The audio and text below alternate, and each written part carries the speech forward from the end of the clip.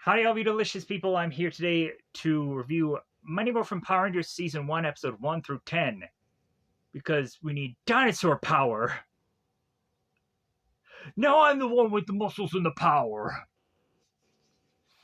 If you guys don't remember the Power Rangers Turbo movie, because you probably don't, there's a point where Jason yells at Tommy. He's like, "No, I'm the one with the muscles and the power." And then Tommy's like, "Well, you need to use your brain power." I was like, "What?" And it's like, so, but with a Power Ranger season that Jason is now in, I just wanted to kind of throw that in there because it's a funny line to me. But Mighty Morphin Power Rangers. The main reason for me coming back to this, or me wanting to finally do like a definitive watch of Power Rangers from start to finish, because there have been a number of episodes, a number of seasons, a number of things that I've missed out on simply from the approaches of which that I've done in the past. And I finally want to go through and correct all that. And so, with also doing something slightly familiar, but trying to do it in a new way, how I want to go on and how I want to approach this is at some point I want to bring in uh, either favorited episodes of the uh, seasons that I've watched, or just kind of altogether do a kind of a top 10 uh, within a season, which would be kind of interesting. So that way, for those of you that are going in to these seasons and wanting to try to figure out what are the best episodes, because you want to watch them casually on YouTube instead of going into a streaming service, then you can approach that in that manner. Also, in all honesty, because of how it's been so long since I've talked about certain seasons, there is new bits of information that I didn't have then that I may have now to add to this review, which could be a little bit more interesting. But then again, it's just going to be a lot of breaking down of episodes also. And there could be some funny little tidbits there, or it could just feel like the same old, because technically I had at some point reviewed Mighty Morphin somewhere. So, with that said, uh, Mighty Morphin Power Rangers, of course, as of most of these uh, Power Rangers seasons, does have a Sentai counterpart. And of course, that is to be the Dinosaur Squadron Jew Ranger. And watching the Mighty Morphin Power Rangers pilot, and to have recently seen the Jew Ranger pilot as well, not the same thing whatsoever, which I find to be even more interesting, because I'm like, good, like, we can now pick and choose what we would rather want to see. And also, we can have drastically different experiences, but also have certain same footages appear at some point within either or of the shows. But uh, how Jew Ranger is directly different from Mighty Morphin is, in Mighty Morphin, we have Zordon from a planet called Altar, who is, so he's an alien character who makes his way onto Earth with a robot named Alpha 5. And these two characters have gone on to decide that they need they need champions to defend the Earth, and those champions end up being teenagers with attitudes. And so, conveniently, every single one of these teenagers with attitudes are all within one location, which of course is the youth center. And they end up getting teleported to Zordon, and they end up getting explained about their morphers and their powers, and are to be eventually so easy, as if this is second nature to figure all of this out, to then face off against villainous foes that are to be on a weekly basis. And so we get that, and then we have Jew Ranger, which of course, or Zayu Ranger, however you want to state it, um, within the Sentai, which uh, we have this wizardish like character, which name easily escapes me. Find out that Rita is to make, or in this case, the Rita character is to be called Bandora in Sentai, and so this wizard is to go on to his estranged apartment complex. I say that because once he goes into this elevator, the door is open to this kind of pocket dimension of this island of doors that have dinosaurs kind of sculpted upon them. And as this wizard is to open up all these doors, we find all of these tribal warriors that have been frozen in time to eventually wait the day that they are to have to defend the earth from this threat, which is known as Rita, or Bandora in the Sentai counterpart. And so in the Mighty Morphin Power Rangers pilot, we have the Rangers face off against Goldar in the pilot, whereas in the Sentai pilot, we have this kind of Titan uh, giant like character that eventually will be in the episode with Bones through these 10 episodes. And so that's the monster character that you eventually end up seeing uh, in the Mighty Morphin Power Ranger show, but not in the pilot episode. So uh, there is also to be a little bit of Sentai footage from the pilot that ends up also getting used in the pilot of Mighty Morphin Power Rangers. Uh, but I also just find that viewing globe scene is just kind of very weird. It doesn't quite make sense. But anyways, other than the matching of that, I would go on to then say that uh, Walter Jones and probably a number of other people have gone on to mention that it seemed that David Yost and Amy Jo Johnson had more of a skill set in gymnastics, and the rest of the Rangers seemed to have a martial arts background. And so that I thought was kind of interesting and fun to note. Uh, really, other than that, um,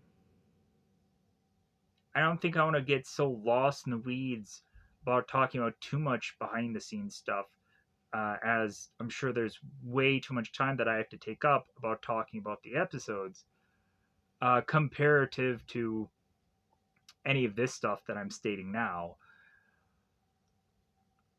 So, out of these 10 episodes that I went and saw, I think that there are, I feel, 3 key episodes that could fall easily in to the top 10, and I'm going to mention them now.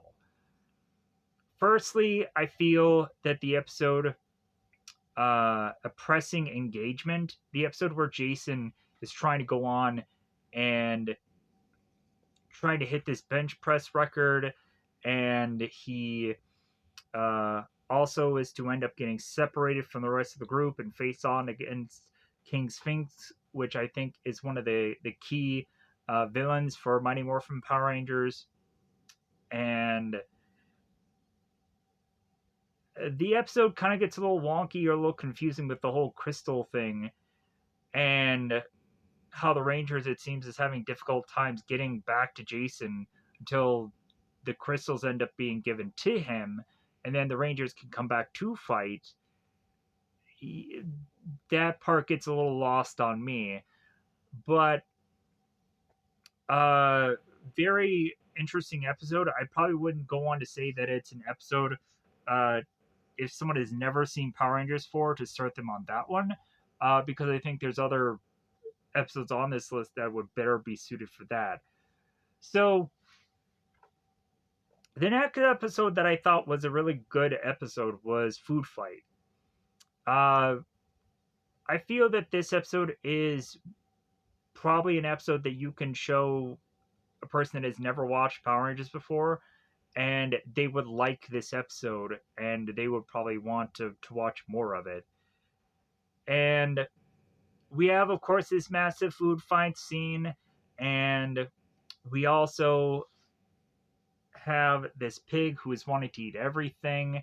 And here's where we start to come into needing to have the Rangers need to figure out some strategy to beat the monsters. It's not all about, like, okay, we'll just have this one attack to defeat this monster and end the day.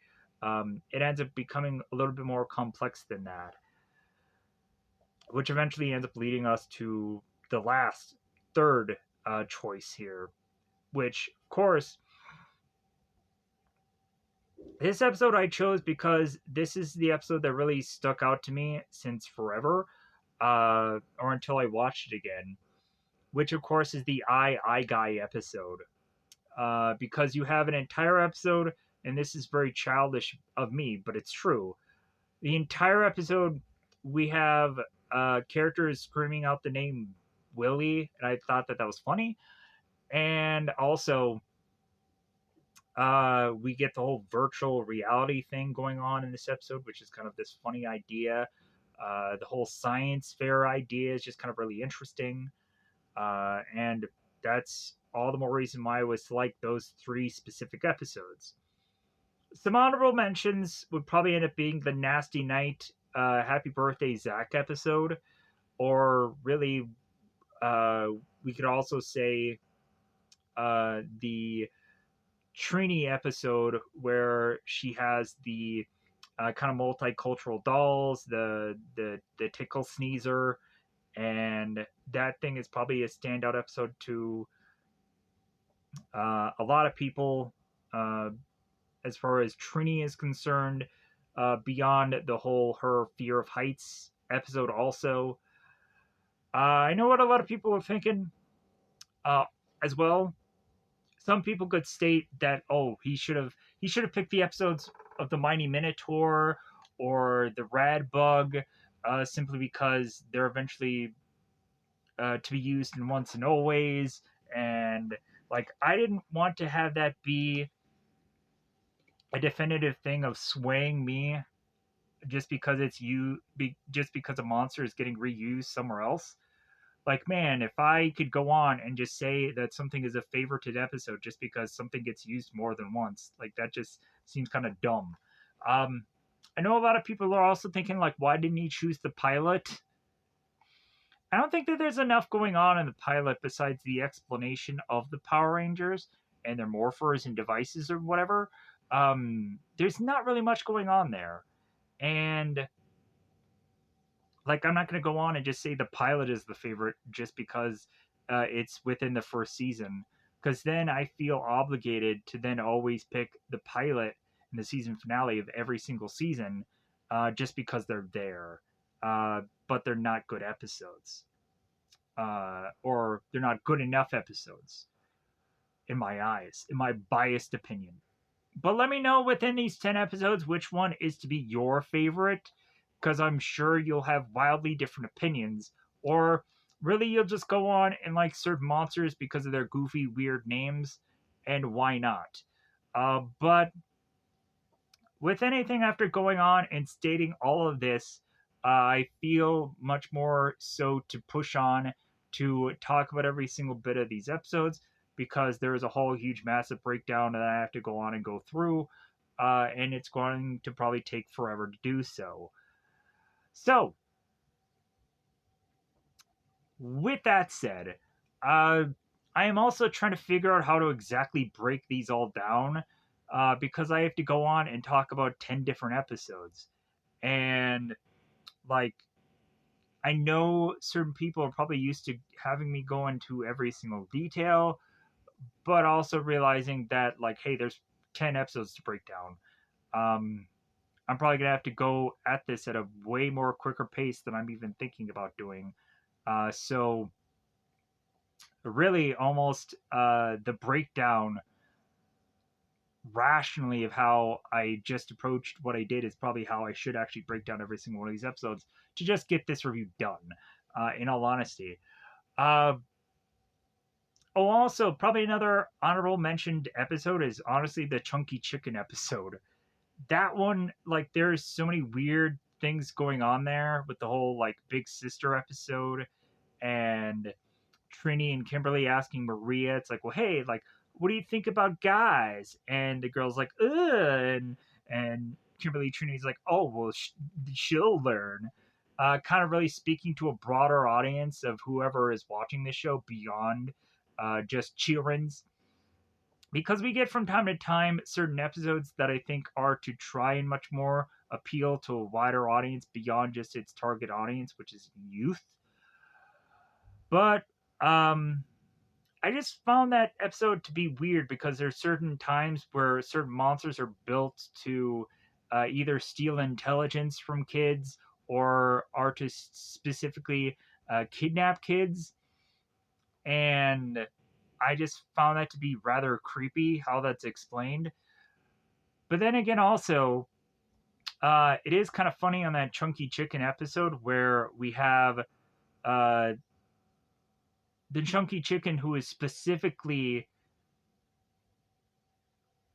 stated is a monster that like captures kids, but then like the Chunky Chicken doesn't really actually capture Maria.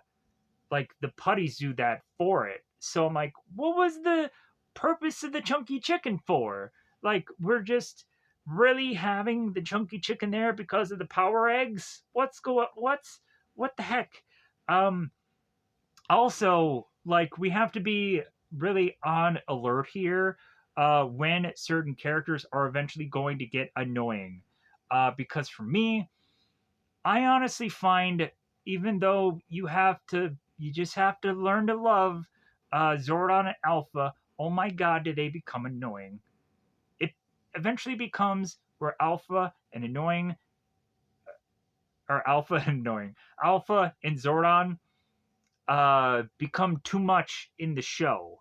But also, I feel that for a lot of characters, they're honestly trying to like find themselves. Like they're like for the show, like they're trying to figure out like what they can do with Alpha. They're trying to figure out what they can do with Zordon. They're trying to find what eventually ends up becoming the more iconic versions of Alpha and Zordon within the show already, as well as also they're trying to figure out what Sentai clips that they can use and mix together, and it seems very sloppy and very confusing, and uh, and very kind of weird to throw this all together. So really, there were certain times where like we have the Rangers that need to like teleport into the Sentai footage, which I thought was hilarious. Um, and there's obviously uh, certain times where I think the Sentai footage and then also what they do for the show like kind of uh, does fit well together, and they're having to like figure out that rhythm and figure out what's to be the best way to approach this show. So with that said, I think I've talked long enough about this show without actually getting into the 10 episodes. So I think now is where we take the time where I just kind of, as quickly as I can, try to break down these 10 episodes. Um, and I know I have a huge amount of notes for every single one of these episodes, but I feel that I'm going to have to chop those down as much as I can because I know that this video is going to take forever because it's 10 episodes instead of 3. And I know that 3 episodes took forever to get, and it was a long video. So, with that said, uh, right now, if you already can figure out that there's 3 good episodes out of 10, that could go on and give you a definitive, because like the reason why I say that there's only 3 good episodes out of 10 is because some of the episodes are very repetitive.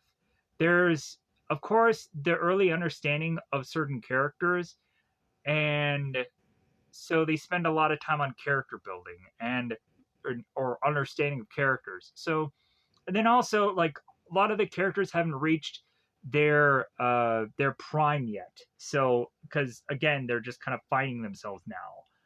So, with that said, like we're not getting the best episodes, and also like there's 60 episodes of this whole entire season, so reasonably for me I have to go on and say that the best episodes have not happened yet, and a lot of them are just kind of these filler kind of things, just because there's so many other episodes to pick from. And also the episodes are in all honesty very repetitive, because you always in every single episode have to have Bulk come in and just be like, oh well, like I I'm the better of whoever, and here's how he'll try to go on and try to showcase why, and miserably fail. And that seems to be bulk of every single one of these episodes, if I'm to throw the bulk joke in there. Um, and so that gets very repetitive to have to binge watch through. And there also is just a lot of like repetitiveness to the show, like over and over again. Like the Megazord has to just do the exact same footage, and we end up getting uh, like certain scenes that kind of copy one another, as like Goldar gets into the fight and then he has to disappear, and so on and so. And also there's certain times where they have to like kind of do different attacks to wipe out the monster. It's not always to be that the Megazord comes in and slices and ends the day.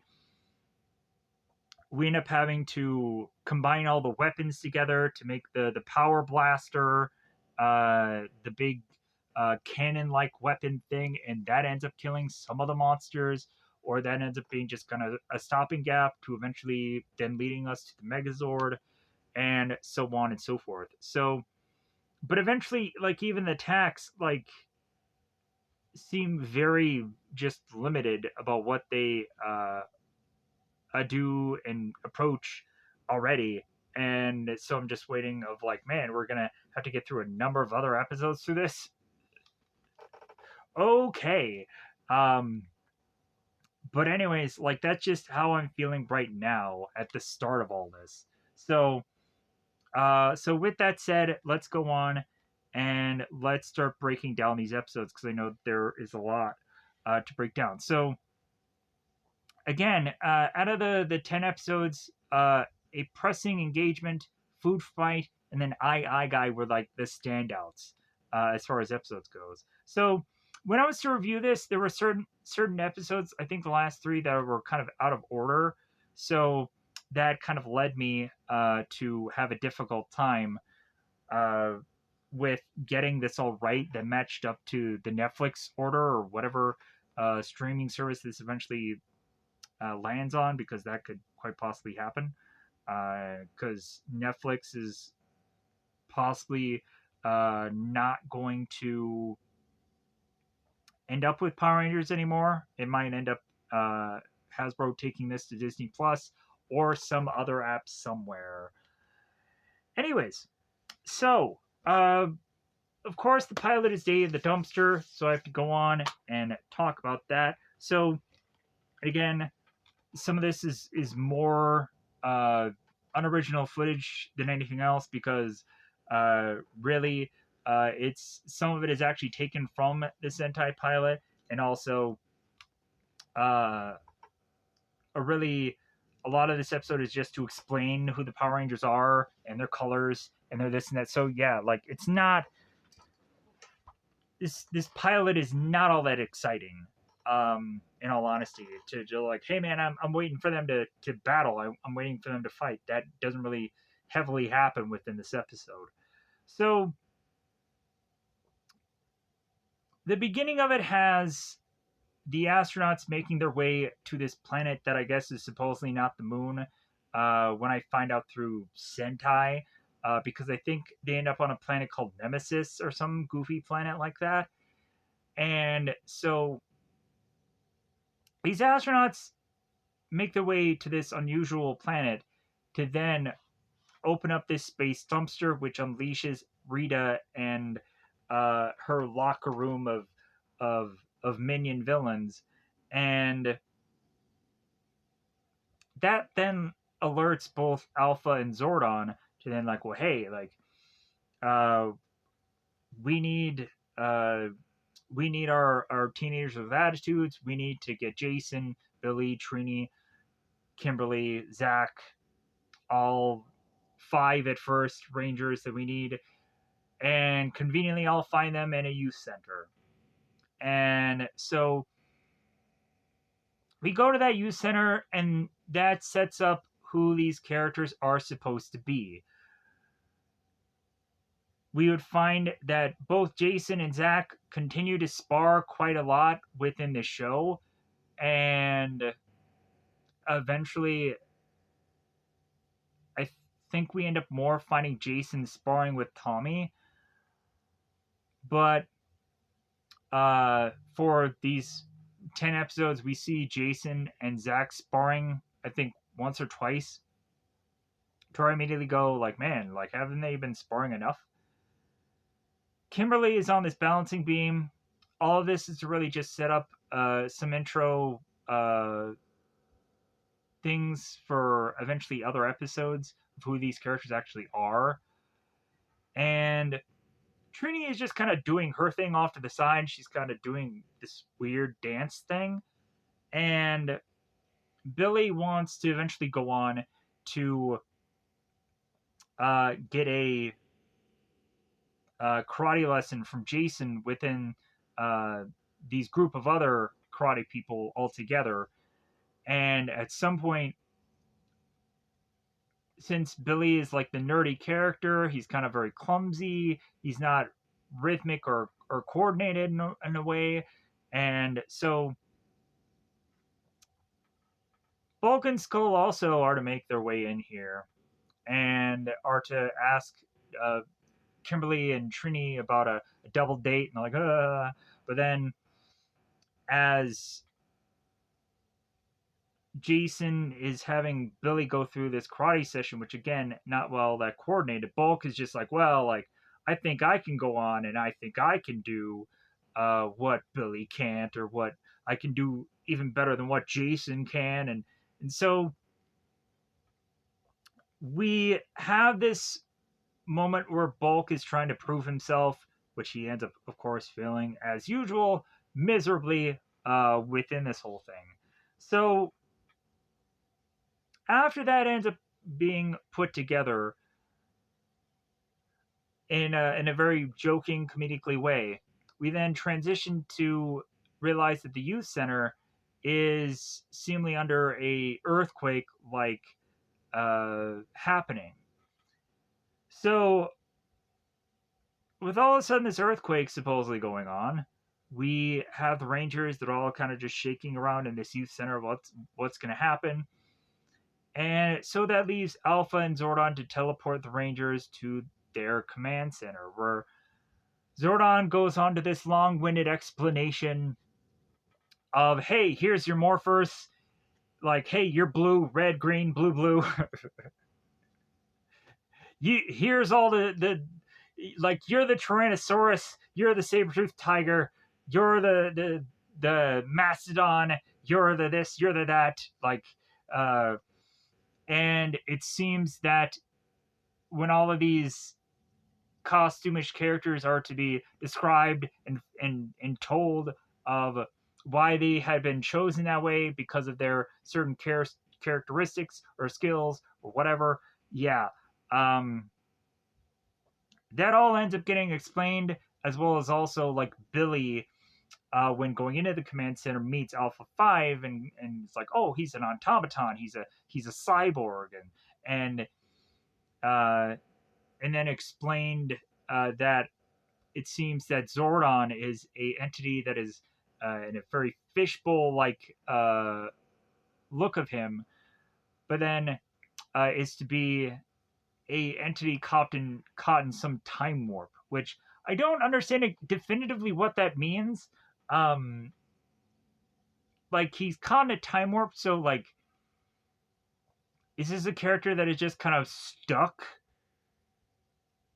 And like he like, or is the time warp meaning that he's like a character that knows stuff about the past, present, future? He knows all. That's why he's the mentorish character. And like, what does that mean exactly? Like, or do we have to just assume the whole time warping thing is that this character, like, he's a character from Altar, but he can't age, and he's stuck in this like fishbowl.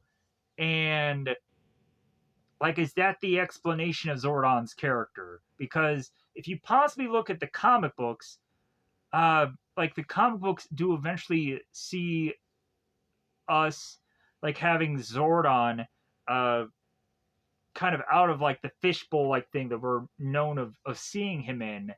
And at some point I think he ends up also becoming a Power Ranger at some point.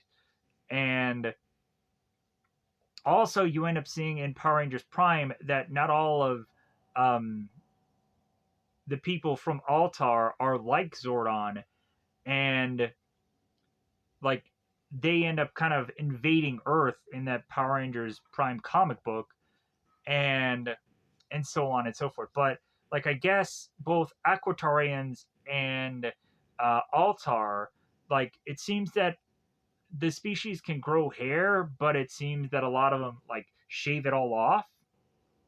I guess the reason why like Zordon is bald in this show is how they explained it. Also, it seems that like the Zordon character, whenever he is to have gone on and like filmed a lot of his stuff, it seems that the way they explained of how he filmed his stuff was kind of interesting compared to the show. Like Zordon like could have easily filmed a lot of his stuff, um, and it take way less time than uh, the rest of the show. Like he just has to film his stuff like separately on a green screen or something somewhere, and and that's what I kind of thought to be rather interesting of how they pull that character off. But anyways, so now that I've gone on and explained all of that, uh,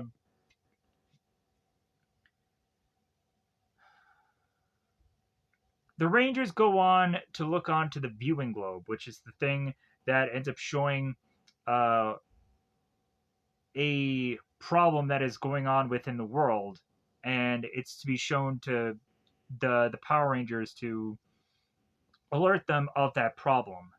So they're watching as Rita and Goldar are wreaking havoc onto the world, but logically, this is to just kind of be recycled Sentai footage, and we're not really quite sure um, why Rita and Goldar, it seems, are to be having a timeout on the town when actually half of it, or most of the time, within these 10 episodes, you're just seeing them on the moon somewhere. So it's very much confusing. Like, if you were to go on beyond this viewing globe and to have had Rita or Goldar, like, being shown on the show, wreaking havoc on the town or whatever, like, then I would have been like, oh, okay, well, we're seeing um, justifiably more so than just this viewing screen. But it feels like the viewing screen thing that we're seeing is just kind of very off compared to what Rita and Goldar are actually to be at, which is to be on the moon. It's very confusing. Anyways, moving on. So after the Rangers are to be like forced upon them that they are to be these Power Rangers, Zach is like, well, what if we don't want to be Power Rangers? And they all kind of walk away from the command center and end up getting forced into fighting putties anyways. So whether they deny themselves to have this power or not, it's kind of thrust upon them. So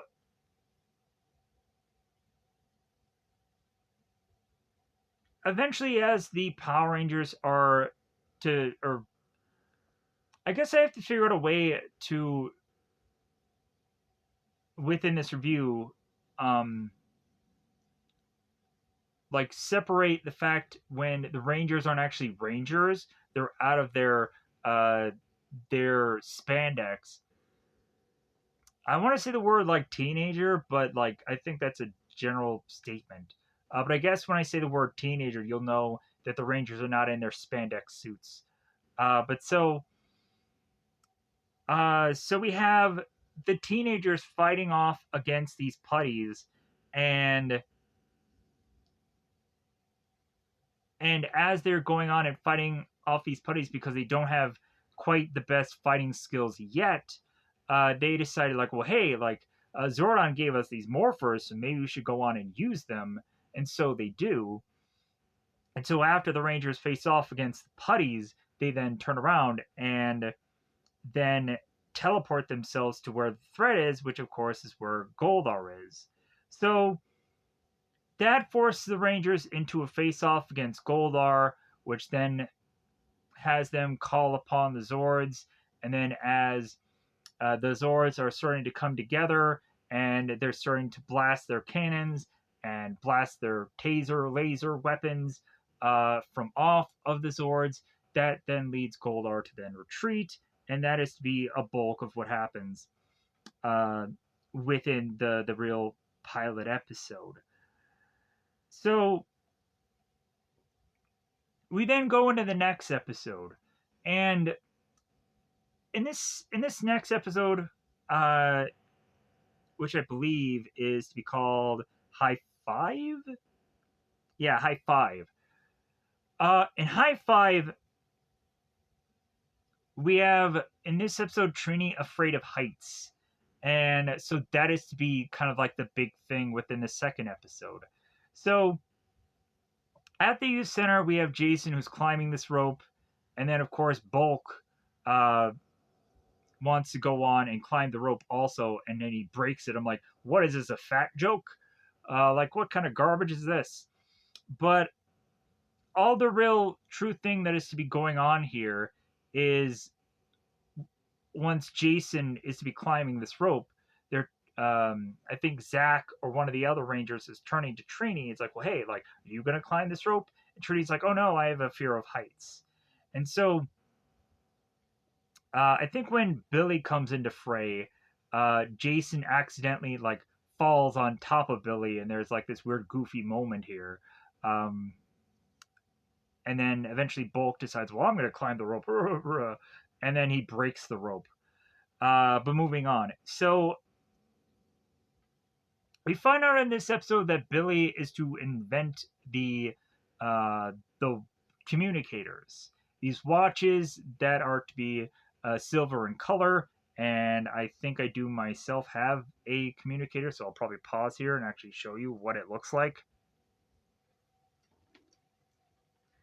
Voila! Yeah, I got this luckily during and then the watch Zordon. But yeah, um, got that at a time where luckily it was on the cheap end, because I'm sure now it's probably way more expensive.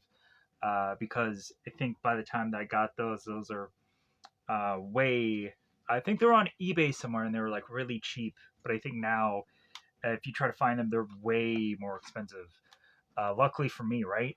Um, Plus, also, like, there were some key things that I always ever wanted from Power Rangers, and luckily I got one of those. Uh, but there's still a lot of other key things that I've that I've wanted from Power Rangers, and I hope to eventually get those things. Like, there's definitely more furs that I would love to have, or there'd be like certain shirts that I've always ever wanted to have from certain seasons, like Dino Thunders and um, and SPDs and stuff like that from certain characters that I don't have stuff of. But maybe someday when this channel does well, I will be able to get to be able to do things like that. Who knows? But anyways, moving on. Uh, so uh, Billy goes on and he makes communicators for for the group, and by accidentally uh, touching the communicators and using them, it accidentally teleports the Rangers to the command center. So weirdly enough, we have Alpha who ended up calling the Rangers homeboys and homegirls and whatever. It's very goofy and very weird. So eventually, even Alpha is to look at the watches and like, ooh, yeah, like let me adjust the watches and let me connect to this, and then Alpha ends up like electrocuting himself and starts to like ping pong around the command center and like, oh, stupid Alpha. So Rita, of course, ends up being a new monster, and Finster is the guy to go to. So uh, Rita ends up asking, like, okay, Finster, what is it going to be this week? And so Rita's looking at Finster. Finster's like, well, I have this monster Bones, and like he seems to be kind of the formidable guy that we also weirdly have uh,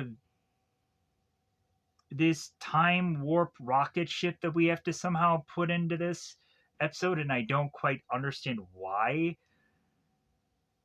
Because in all honesty, like Bones, like he can just kind of spin his head around and put the Rangers in this time warping thing anyway. So I'm just a little baffled and confused what the heck is going on there.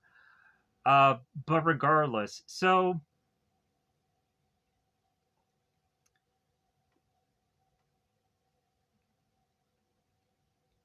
the Rangers are to go on and be by themselves again, and of course are to be well away from the command center.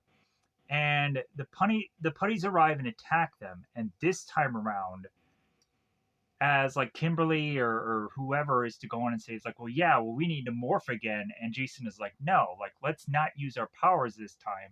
Let's try and face off against these monsters using without using our powers. Which I was like, okay, like I actually love that idea, but then also there probably is less Sentai footage that they probably have to use. So it's like, well, hey, let's kind of use that Sentai footage sparingly, anyways. So, as well as also, we're like, hey, great, like we're actually having the Rangers out of costume, like fight uh, the lackey minion monsters because. Man, if you go on and watch Dino Fury or any of those later seasons, the thing that irked the crap out of me, I'm like, man, I get it. And the Rangers in the later seasons explain this that like a lot of the Rangers in the later seasons, they don't have like a martial arts background, they're just actors. As well as also like the studio always just wanted to be more careful about not getting any of their actors injured because they have to be on the show all the time. And so it's better off to just kind of use stunt doubles and whatever. But yeah, every supposedly every time you see uh, the people in the suits, that's not actually the actors. So, surprisingly enough. But then again, there was this weird interview that Jason David Frank did where he mentioned at one point that he had to try to go on and tell some of the other Power Rangers actors like how to like just kind of move and um how to like approach being a Power Ranger in the suit. So there had to have been sometimes where like the Rangers were in the suits at some point in time because there's only so much Sentai footage they could have had. But then also, uh, there were times where uh, even like Brendan Mejia from Dino Charge would mention how Yoshi would teach the Rangers some of the Sentai counterpart things of certain things. So like some of the dance moves or some of the fight moves or some of this or that. So yeah, so like the Rangers eventually had in other seasons to learn how to do certain things, but like the later and later it got, the lesser and lesser the Rangers were to actually fight out of costume because of the expense of losing one Ranger to an injury, heaven forbid. Uh, but moving on, so uh, the Rangers face off against the Putties not using their powers. That leaves Billy to go uh, further and further away from all the rest of the Rangers, but then he ends up kind of painting himself into a corner by climbing way too high onto this uh, kind of mountain or rock or almost to the point of him getting to a cliff like um, area. And Trini notices that and follows Billy and tries to help him face off against these monsters and also face off against her own fear, which is, of course, heights. Trini starts to climb, trying to help Billy, trying to get Billy, and eventually Zordon praises Trini for facing off against her specific fear of heights, which I thought was great for this episode. So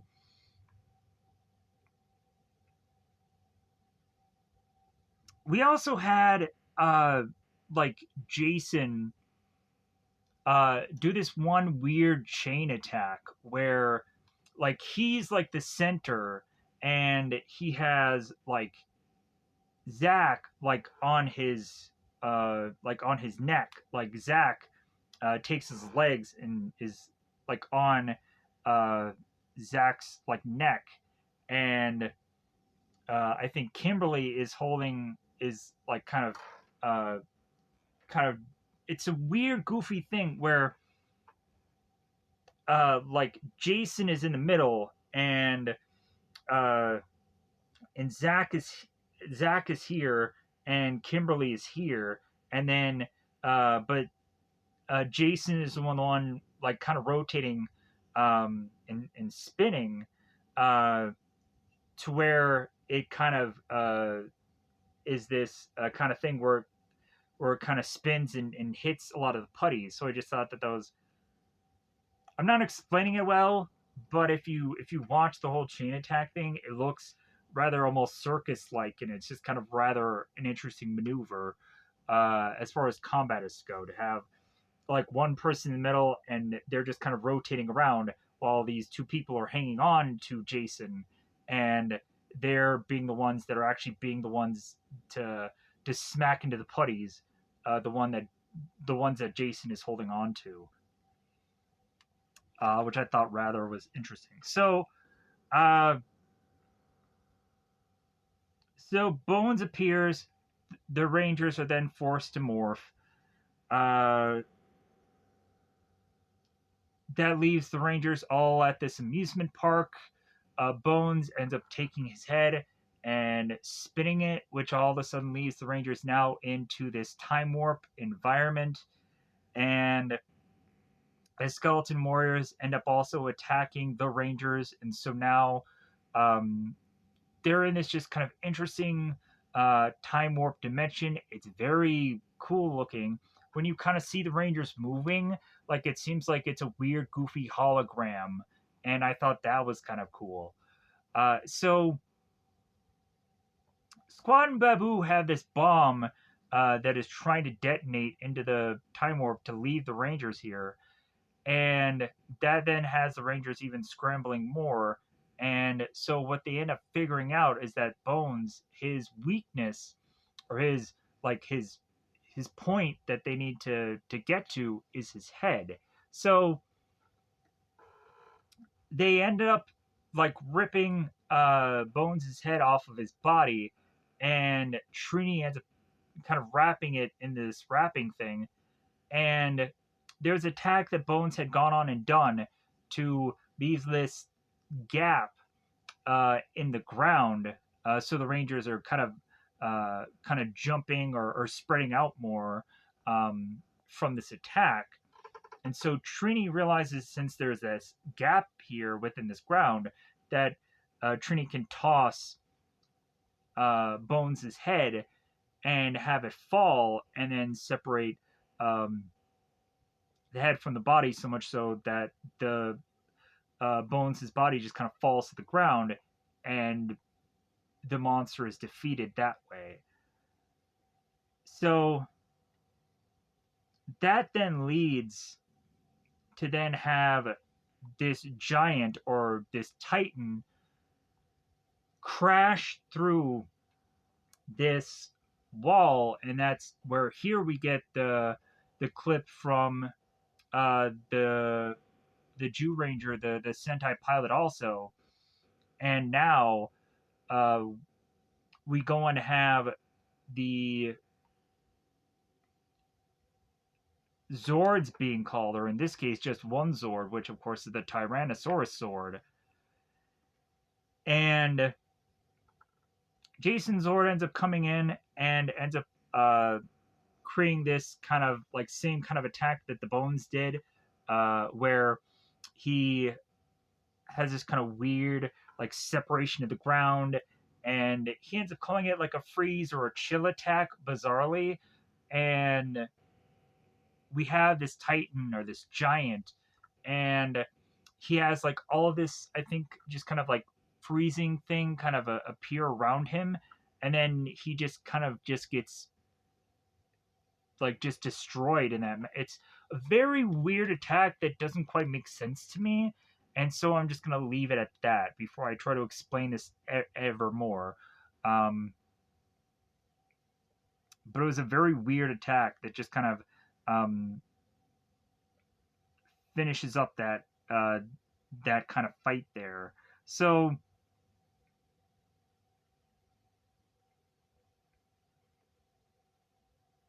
uh, but if anything, the wrapping up of that episode is that there, of course, is to be the rope back there again at the youth center, and so now like the Rangers are kind of egging Trini on, just like, oh well, now you're gonna climb that rope now that you've kind of faced your fear. Trini's like, yeah, I don't know about that. I think I have to get really scared to be able to do something like that. And so Zach is wearing a skeleton mask and kind of jumps from behind her, scares the crap out of her, and so Trini jumps up and is to be climbing the rope. So the Ranger's like, well, I guess you climbed up that rope now, and that's how the episode just kind of wraps up. So, uh, that episode, I believe, yeah, that was the second episode. That was to be high five. So the next episode is teamwork. So trying to get these done as quickly as possible, but I know they take forever. This is to be the pollution episode, the dump site episode, where we have both Trini and Kimberly, who are trying to be both like Captain Planet or the Planeteers. And so Kimberly and Trini are at school, desperately asking for people to sign a petition, and eventually Trini and Kimberly are asking the guys like, well, hey, are you gonna come with us to this dump site? And they're starting to all come up with reasons for why not to go. Zach ends up saying that he desperately needs to do something with Alpha, but then eventually when he finds out what that is, it feels like a giant waste because Alpha needs to learn how to dance for some goofy reason, which by the end of the episode, Alpha does end up dancing, but again, why? But so, uh, Bulk and Skull realizing that both Trini and Kimberly are caring about the environment, they want to stop pollution, and so they end up creating a bit of pollution themselves by taking certain items and chucking them on the ground, egging on the rangers or the teenagers, and so that eventually leaves, I think, Bulk in a trash can for his efforts, and also I think this leads the principal to be upset for the fact that uh, that these students are just kind of fooling around, which eventually leads later to having the principal want the Rangers to kind of clean up the mess that they make, and so the Rangers quickly, speedingly clean it up, and then the principal's like, "Oh, all right then. Well, okay, you guys just speedingly just clean this all up. I didn't expect that." So, so moving on. Uh,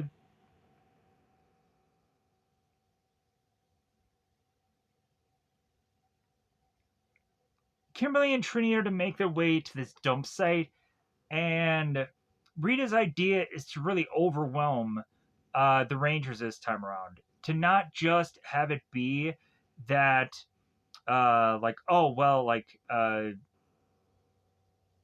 we're just gonna send like just a bunch of putties at them, and like that'll be it. Like no, like Rita's thinking like, well, hey, we're gonna throw Goldar at them, we're gonna throw the putties, and then if that isn't enough, if it seems that the rest of the Rangers are coming to the evade of Trini and Kimberly, we're gonna bring in the mighty Minotaur, and then the mighty Minotaur is gonna go on and try to be put in the boots the Rangers by um becoming the giant mighty Minotaur and stomping on the Guy Rangers, the red, blue, and black, and like all the Rangers are going to start to even more and more so get overwhelmed, and so, but like I'm getting way too far in the episode because Kimberly and Trini make their way to this dump site, to this plant, this ugly location, and that then has Zach, who is teaching Alpha 5 how to dance, and so Zach is like, you really want to be here for this? So once Trini and Kimberly start to get attacked by the putties, Zach ends up getting alerted this by the viewing globe, and so that ends up having like Zordon and Zach, they start to realize like, well, hey, we got to alert the other Rangers, and so that eventually gets um, the rest of the Rangers to morph to make their way to where Trini and Kimberly are, and that ends up leading the Guy Rangers to face off against the Mighty Minotaur, which they end up getting stuck between the Mighty Minotaur and Squad and Bamboo, who are throwing these rocks at them. But so, but here's the cool, like I think part of the scene here. So we have Trini and we have Kimberly, and they are fighting. They're fighting the putties, and they're getting overwhelmed. Then all of a sudden, Goldar and the putties come, and they're getting more overwhelmed. Kimberly and Trini morph, and the part where both Trini and Kimberly are now facing off against Goldar, like that was like the coolest thing I felt, because I'm like, man, like in my head, like the Mandela effect, I always thought that Goldar like only faced off against either Jason or Tommy. It seems that Goldar had a big deal with just facing off against those characters, and any other character is like completely forgotten in my mind. So it was actually cool to actually see Trini and Kimberly face off a little bit against Goldar, even though obviously Goldar is going to deck the crap out of him. But still, um, and then also you get to see a little bit of like sparks or just black of their suits, which I thought was kind of interesting and cool. But then also I'm kind of curious about how they do that on the show to kind of keep the suits clean. But so anyways, uh, I am trying to cover as ton of ground as I can here, and plus it's also really wreaking havoc on my notes. So as the Rangers are starting to more and more get overwhelmed here, both Zordon and Alpha are starting to realize, like, well, hey, like they're really getting their clock cleaned here. Maybe we should go on and introduce uh, the power weapons, like the power axe, the lance, the bow, the power sword, and so on. We should introduce all of that so that way the Rangers have something extra in their arsenal, and plus also like we can finally have them have weapons that are much more long distance instead of having them be so close combat, and then also considering some of the threats get more and more extensive with how they go on to approach things. And there's also some monsters that I think are better to face from a distance than close up because some monsters will tend to eat you, aka eventually what episodes come up within these 10. So the Rangers almost get to a point of like just getting into the Zord, and they end up kind of getting called back to retreat. And so Zordon explains all the weapons to them and what they're good for. And so the Rangers come back to meet back up with the Mighty Minotaur. And so they combine all the weapons together to make the Power Blaster, the cannon-like weapon. But I say cannon, but that's not exactly a cannon, but that's the thing that I like to just compare it to.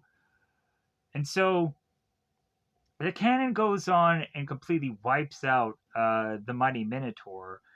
And then in return, it leaves our Rangers to go back to the Angel Grove High School. Here's where we get them speedingly cleaning up uh, the the trash that is all around the school, and then eventually we uh, end up having Alpha just dancing in the command center, and that's how we kind of wrap up this episode. So, episode 4, one of the top 10, I feel. Uh, a pressing engagement. So, this is, again, the King Sphinx episode. So, we start this off in the youth center. Jason is consistently throughout this entire episode trying to beat this bench press record of seemingly 1,000 plus reps, and this makes no sense. From a person who has gone on and lifted weights, like it honestly should be much more about how much you bench and not the amount of reps. That is the stupidest thing. And then also, uh, if you're doing a large amount of reps like that, makes no sense. So whoever this is knows nothing about weightlifting whatsoever. Uh, but then also, uh, like rationally, like the most reps that you should probably ever have is probably 60. And that also kind of depends on like what it is. Like if you're doing like a pull up or what's called a dip, where you're just kind of using your body weight, like eventually like all you can do with that is just get more reps in. Um, like if anything, if there is like where you're lifting weights and it's or lifting weights, if you're lifting something that is just your body, then that's where like you have to get heavy amount of weights in because that's or heavy amount of reps in, let me say, because that's all you have. Like all you have is your body, so you just have to do more reps. But like this is a bench press, you should be adding more weights instead of doing 1,000 reps. That makes no sense. uh, really half the time, again, like for strongmen, like it's about lifting the most weight and then only doing it once. So, uh, we're at the youth center. Jason is consistently doing reps on a bench press, and it's getting to almost 1,000. Ernie's like, "Oh my god, I think you're gonna break the record." And then oftentimes Ernie is to either forget uh, how many reps there are, or we'll get to a point where Zach will go on and he'll have his skateboard and he'll skateboard in, and Kimberly is to have this piece of bubble gum, and uh, like that whole event just kind of distracts Jason and gets him off his rhythm, as well as also getting bubblegum in both Kimberly's face and Zach's face, which eventually at some point Zach comes in and apologizes to both Kimberly and Jason for that mistake happening, uh, so on and so forth. Uh, so Rita goes on and notices that Jason is lifting an exceedingly amount of reps with this bench press. So Rita's like, well, hey, like, since it seems that Jason is just deciding to weaken himself out, like, how about we go on and separate Jason from the rest of the group and really just finally take him out now? Like, this seems to be the best time to go on and do this. Plus, also, like, Jason throughout this episode is trying this same rep attempt numerous times through one day. I would assess would be the stupidest thing to do, because logically, like, you could not get that kind of thing done. 1,000 reps in one day would be a Herculean task. Trying to do thousands of reps in one day, like, your arms would be dead. Like, you there is no way to do this. Um, it makes no sense whatsoever. Like, I get it. Like, they explained that, like, well, Jason is like a superhuman now, that he's a Power Ranger. I get it, but still, this makes no sense. But I find it hilarious also. Um, uh, so since Rita's to want to go on and separate Jason from the rest of the pack, that then leaves Rita desperately wanting to look at Finster and say, well, hey, what do you got for me this week? Finster is to mention about King Sphinx, about how he has these wings, and I guess the wings go on and easily separate the Rangers from Jason. As we start to see somewhere in the episode, the Sphinx uses his wings, and then all of a sudden, like, Kimberly ends up like flying off, and then she ends up teleporting to the youth center. It makes no sense. And then Zach follows in the same manner as Kimberly does, and both Kimberly and both Zach like unmorph also, and so I was like, man, like, what a way to say that at some point, like, any number of person could find out the secret identity of the Power Rangers just based on the fact of like this episode. But so, getting a little ahead of myself, but also trying to, as much as possible, quickly figure out how to talk about this whole entire episode. So, uh,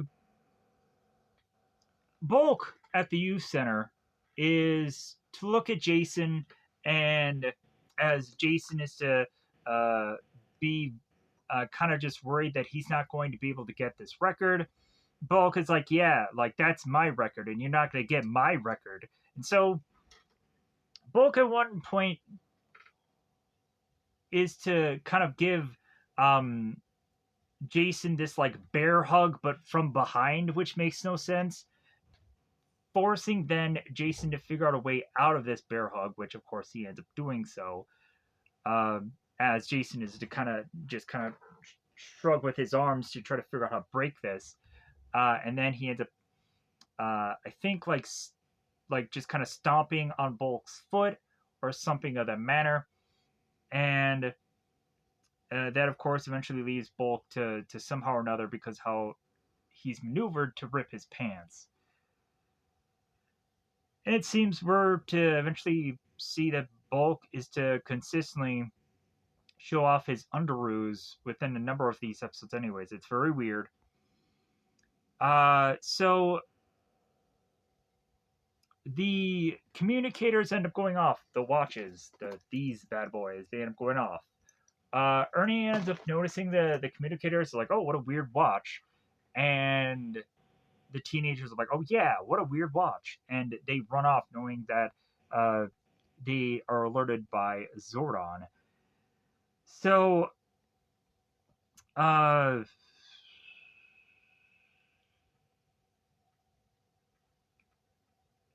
as the Rangers are to go on and face off against the threat of King Sphinx, again, the King Sphinx uses his wings to then uh, thrust away the rest of the Rangers except for Jason. And the rest of the Rangers have a problem with getting back to Jason. It seems that they have to then talk about how uh, the Rangers have to have these crystals, which make no sense in this episode, to be able to get back to fighting alongside with Jason, which really confused me of why that had to happen. I don't quite get why. If anything, someone can go on and re-explain this to me because that's where I got confused. So,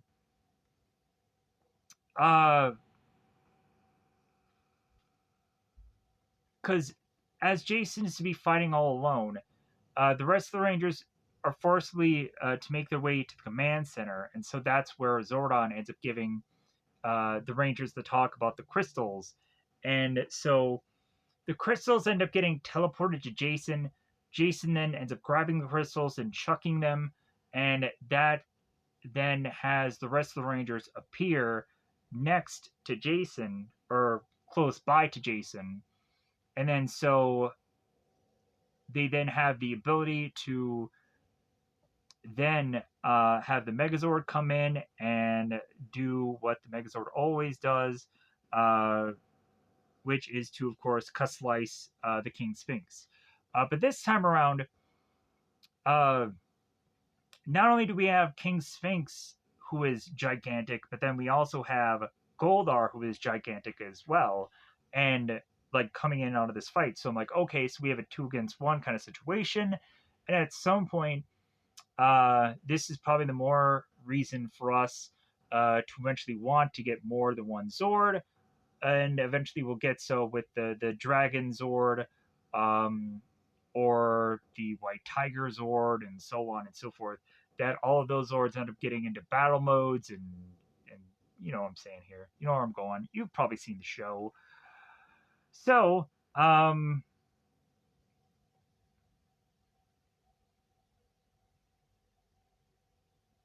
also, the one thing that I really skipped around about, um,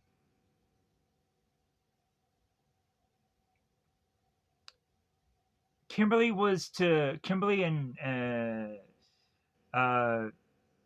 Kimberly and Zach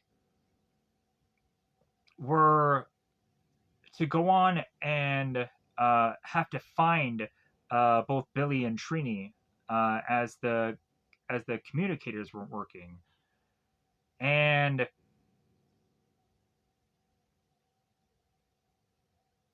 ugh, uh,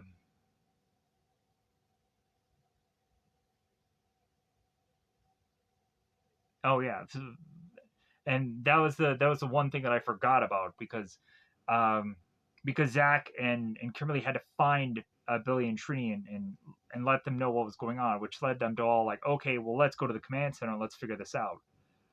That was one thing that I forgot about. Uh, but then, so after uh, the King Sphinx could slice, and then Goldar was, of course, to eventually teleport again away, because that's what he just does all the time when the monster is getting defeated and he's on the field also. Uh, we then cue right back to the youth center where finally Jason is to break this bench press record of 1,010 reps, which again makes no sense. But hey, um, I'm kind of wondering how many. pounds that was, because that would be the one trivia thing to know. Man, if I can go on and figure that out and know that the weights were like, let's say it was like 150 pounds, I'm like, dude, I can bench more than that. Just as a funny little thing, a little rib, um, or to want to go on and kind of replicate um, those reps based on the weight. That would be kind of interesting to find that out.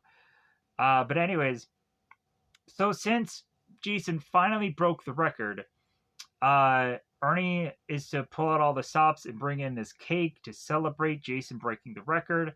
And the cake ends up saying "Happy Birthday, Mom" on it, and Jason points that out. And Ernie's like, "Well, hey, man, like, it's short notice. I didn't know if you were gonna break the record, so here's a freaking cake. Deal with it." So, of course, with every time there is cake introduced in the show, we have to realize how Bulk or Skull is gonna find their way to ruin said cake. And here we go again. We immediately find that Bulk ends up tripping onto the cake.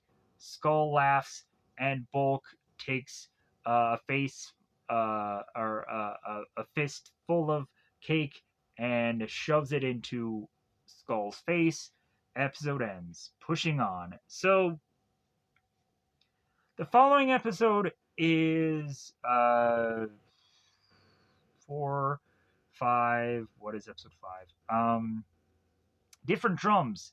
This is the like the gnome episode. So Kimberly is doing hit cardio or aerobics because weightlifting is just not to be called aerobics. So I guess in a generic sense, you could just call this aerobics. But so Kim is doing this class. Billy is involved in it, even though he can't dance or has poor coordination. But I guess he's just trying to figure out what he can do because he's freaking Billy. And so uh, Ernie ends up going on and he's dancing himself. And I'm like, yeah, Ernie, like you get into that. You just get into that rhythm. And so Ernie has this cart. And so uh, it seems that for Kimberly's aerobics class, they have these like maybe like yoga mats or whatever just around these students, but then there's also these stepper things that people can kind of like step on and off of. Um, I don't know exactly what they're called, but I'm just gonna call them that because like I can't figure out the exercise technical word of that. And so Billy, well, of course, he's not a very easily coordinated guy. He ends up stepping his way onto one of these steppers and tripping and flying onto this cart, which leads him like careening, I think, into this wall. And Kimberly turns to Billy. It's like, Billy, this is not a good way to meet girls by you clumsily like falling and flying into this cart. So a good, funny, goofy moment that at least isn't done by Bulk and Skull for once. So, uh, we find on the moon that Rita is in her palace and she hates music because, of course, she hates everything. She gets annoyed by it, she gets easily headache by it, and this and that, and so on and so forth. So, with that said, even though Rita hates music, the weird thing of it is that Rita wants to turn around and eventually come to Finster with this Pied Piper like monster that deals with music. So I'm like, okay, Rita, like, do you hate music? Do you not hate music? Is it just a device to just be like, well, hey, like since music is going on anyways, I might as well come up with an idea of how to use music against the Power Rangers in this episode. Uh, so uh, so Billy horribly can't dance. We just have to look at Billy and cry in this episode just because of how horrible of a dancer he is. He sucks at it. Like, if Billy could suck at anything, it would be dancing. He is just like Phil Collins from that song where Phil Collins goes, I can't dance, I can't sing, I don't even know if I can do anything, or whatever he sings. I don't know the exact lyrics of that song, but god dang it, if Billy could go on and sing that song, it would make all the rational sense in the world. So, after going on and stating all of that, Kim is to try to continue on her aerobics dancing class. Yeah, getting into it. And is to all of a sudden notice that one of her students, Melissa, is to miss a cue because she is deaf. She can't hear the music because the rhythm is not going to get her anytime soon because she's deaf.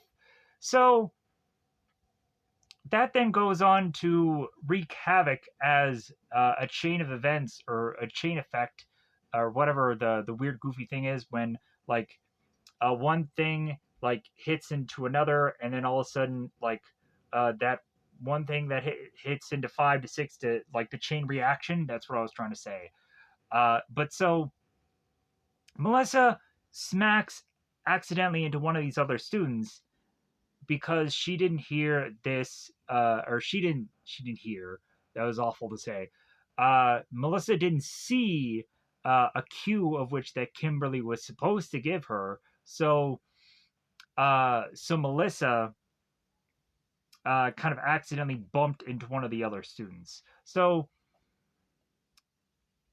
Melissa, who is to just be kind of very upset about uh, this girl kind of being mean to her, Melissa goes off to the side, and Kimberly's like, "Well, hey, wait a minute, guys." And so Kimberly goes off to Melissa and is trying to comfort her. And Kimberly used to say, "Oh yeah, I was the one that made the mistake." And then, hey, go over and look at Billy and see how much of a mistake he is. Ha ha ha! He can't dance. And so Billy is like trying to dance. He's trying to figure it out. And the girls are just kind of laughing at him about how uncoordinated he is. Sadly enough. But so, cue Billy being confused. So back with Rita and Finster, Rita's like, "Hey, give me that Pied Piper monster. I gotta figure out some monster that deals with music today because everybody's deciding to dance in this episode." So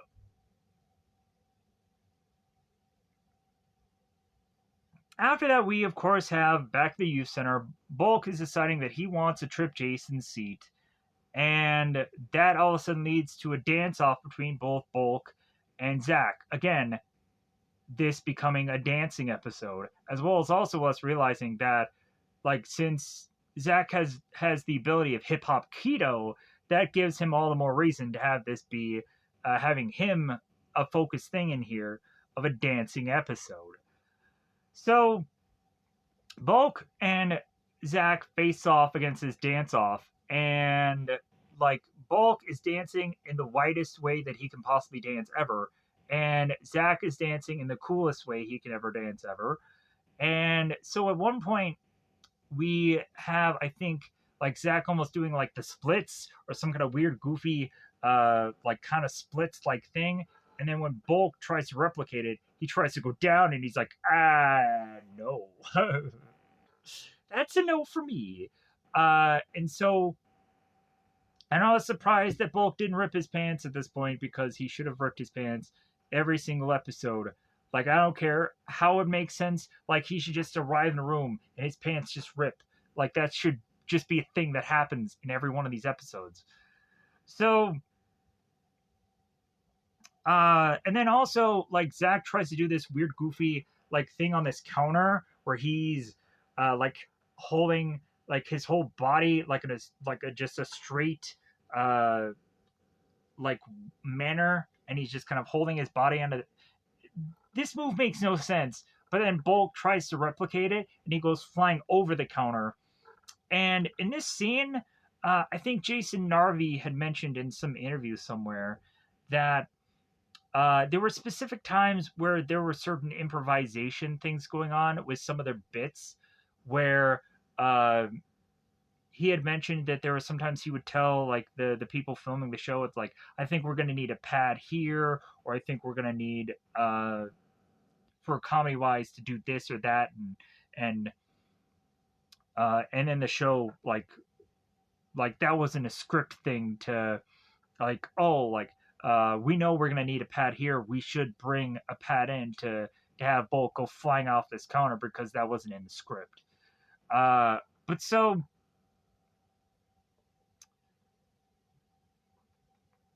da, da, da, da, da. So after that whole dance off, uh the Gnomely gnome, or I would just call him the gnome, uh makes his way to the youth center. And as Kimberly's class is all but leaving, uh, so we have these dance class students. As they make their way out of the youth center, and Melissa is to follow them, the gnome is to go on and to perform with this accordion to lure all the students to follow him. And then I don't know what happened with that light there. It's extra bright in this room. I don't know why. But so as Melissa is to again be a person who is to be not of hearing, she is to be like, okay, what's going on with all the girls? Why are they going this direction? And continues to follow them to this cave that the gnome is to take them to, which then has Melissa be like, oh well, like I need to help out my friends. They're in this weird situation that doesn't quite make any sense. So I'm like, what is going on with this light? Thank you, light. So, uh, so Melissa goes back to the youth center and is to find anybody that is to be there, which conveniently she ends up finding Jason, the right person to find, and is to start to sign language to Jason what is going on, and Jason doesn't quite understand, which then leads to have Melissa start to be writing this note. And so Jason is like, aha, I know what it is that we have to go on and do because of note. Thank you, Melissa, for coming up with that idea to write a note. So Jason, Melissa go together with the rest of the Rangers to make their way to this cave, which then has the Rangers tell Melissa, like, well, hey, like, how about you kind of go on and like go over there, uh, because we don't want to reveal that we're Power Rangers to you specifically, Melissa. But who is she gonna tell? Come on, like just reveal Power Rangers to Melissa. Your Power Rangers, just go ahead and do it. It's okay for Melissa specifically, because maybe Billy wants to go on and reveal to Melissa that he's a Power Ranger so he can get with her. You know, that would be an easy way to just get some Melissa. You know what I'm saying? Uh, the light is doing weird things in here. It's weirdly messing me up. But so it's probably gonna die soon. Uh, but so anyways, uh, we have the gnome and Squad and Babu, and the gnome is going on and consistently having the girls dance, and Squad and Babu are making food, um, as well as the gnome eventually starting to fall asleep, and Rita is upset that the gnome is starting to fall asleep. So, uh, the Rangers morph, and so they go on to face off against the gnome, and they, of course, combine all their weapons together to, of course, make the uh, power blaster attack, and that ends up forcing Rita to throw her staff in the ring to make her monster grow. So, la, la, la,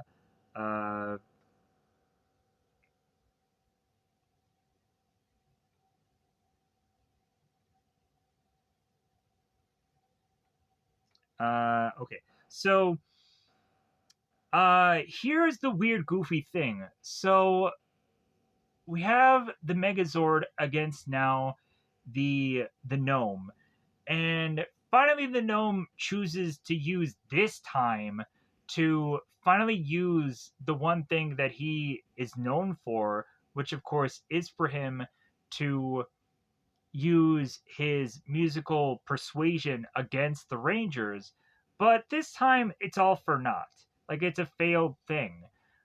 Because really, like, it's too little too late for this gnome.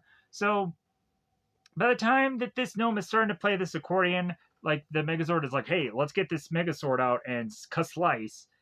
So back at the youth center, the teenagers are going on and applauding Melissa, the team, the Rangers, applauding her for basically being the one to save the day. And Jason tries to do some kind of sign language, and Kimberly's like, oh, no, no, no, no. Like, you said something wrong there. But so, uh, Melissa ends up going on and finding and grabbing Billy, and the two of them start to go on and start to dance together. And the Rangers are all looking at Billy and Melissa. It's like, well, hey, maybe there's hope for Billy after all. And then all of a sudden, Billy just starts breakdancing, and he's just doing all of this stuff, and he's doing all this like really cool move. By the end of this episode, we're like, whoa, okay, Billy, like I guess you can dance after all. And that's how we finish up this episode. So, following episode, this is to be hopefully Food Fight. Yeah, I think this is Food Fight. It's probably episode 6. Yes. So,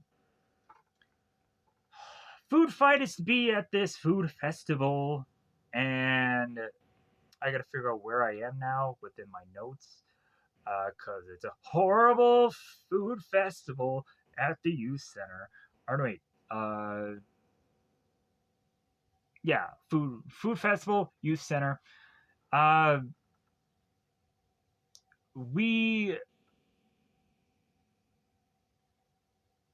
are seeing just kind of like a lot of the same kind of food being put within this entire episode with the pudgy pig thing. A lot of times we're just kind of seeing Subway or sub sandwiches more so than anything else throughout this entire episode. But they try as best they can to try to mix up the food.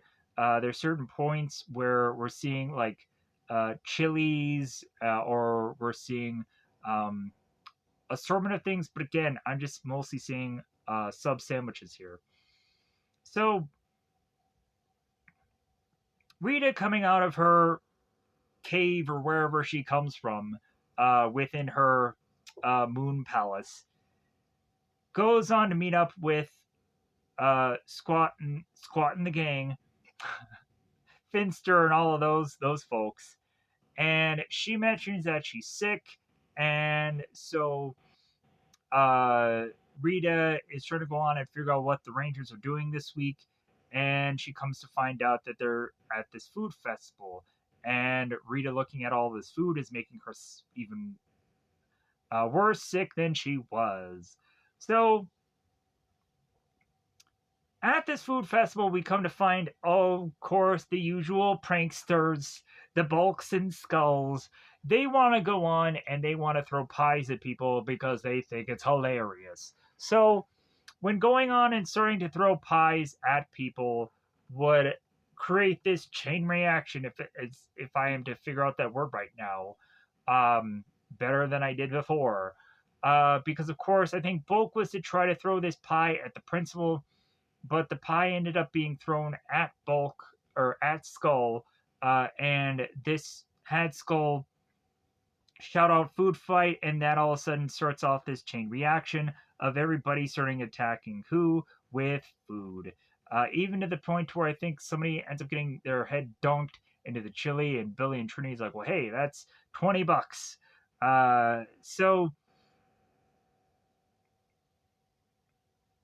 So that was a lot of fun to just see this like this food fight break out, and so uh, there was some whipped cream going on. There was a lot of just fun, goofy things, but all of this is to lead to the principal getting upset because the principal was in desperate need of this playground equipment, and he was hoping that he could use this food drive to be able to make the funds for that playground equipment.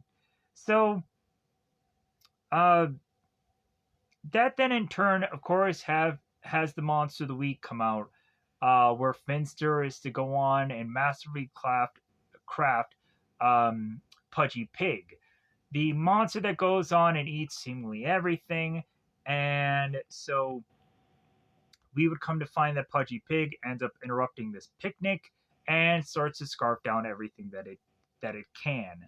So uh, Zordon, of course, is to call the Rangers because Pudgy Pig is wreaking havoc.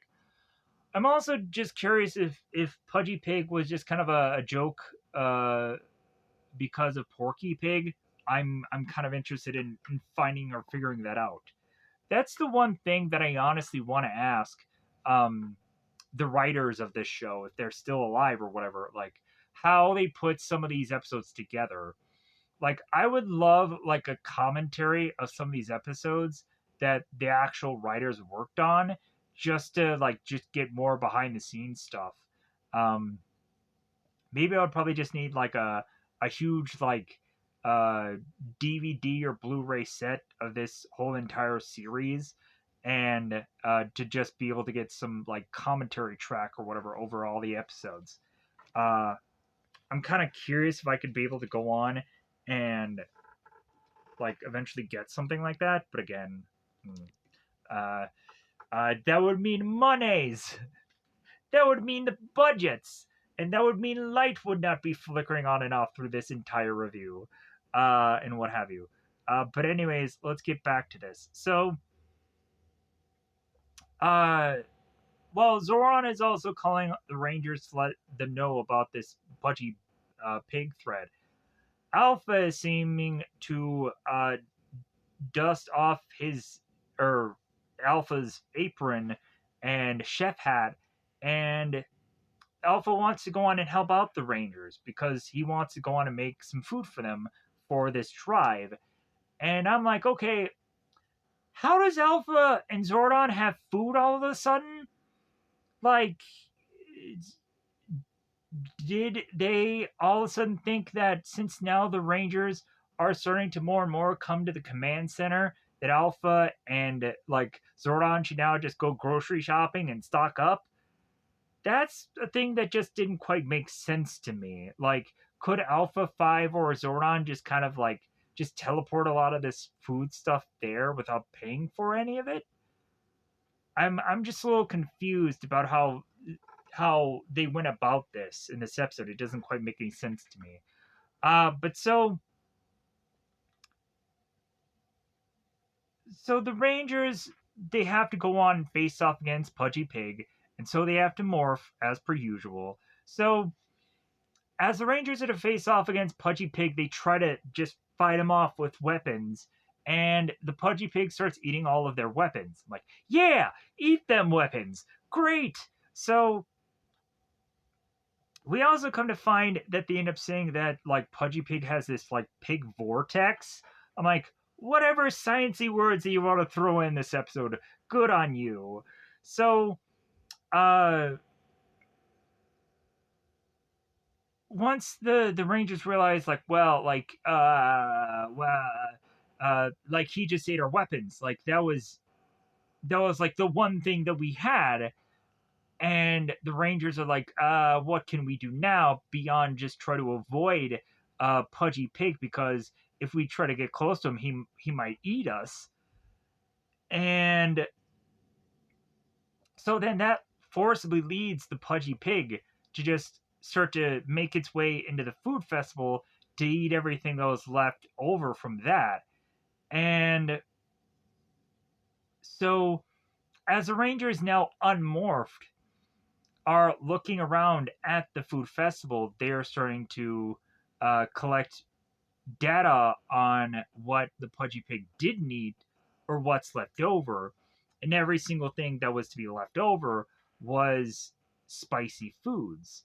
And that then leads Trini to realize that. And then Billy's like, well, hey, like this is something that we can use against this monster as a weakness.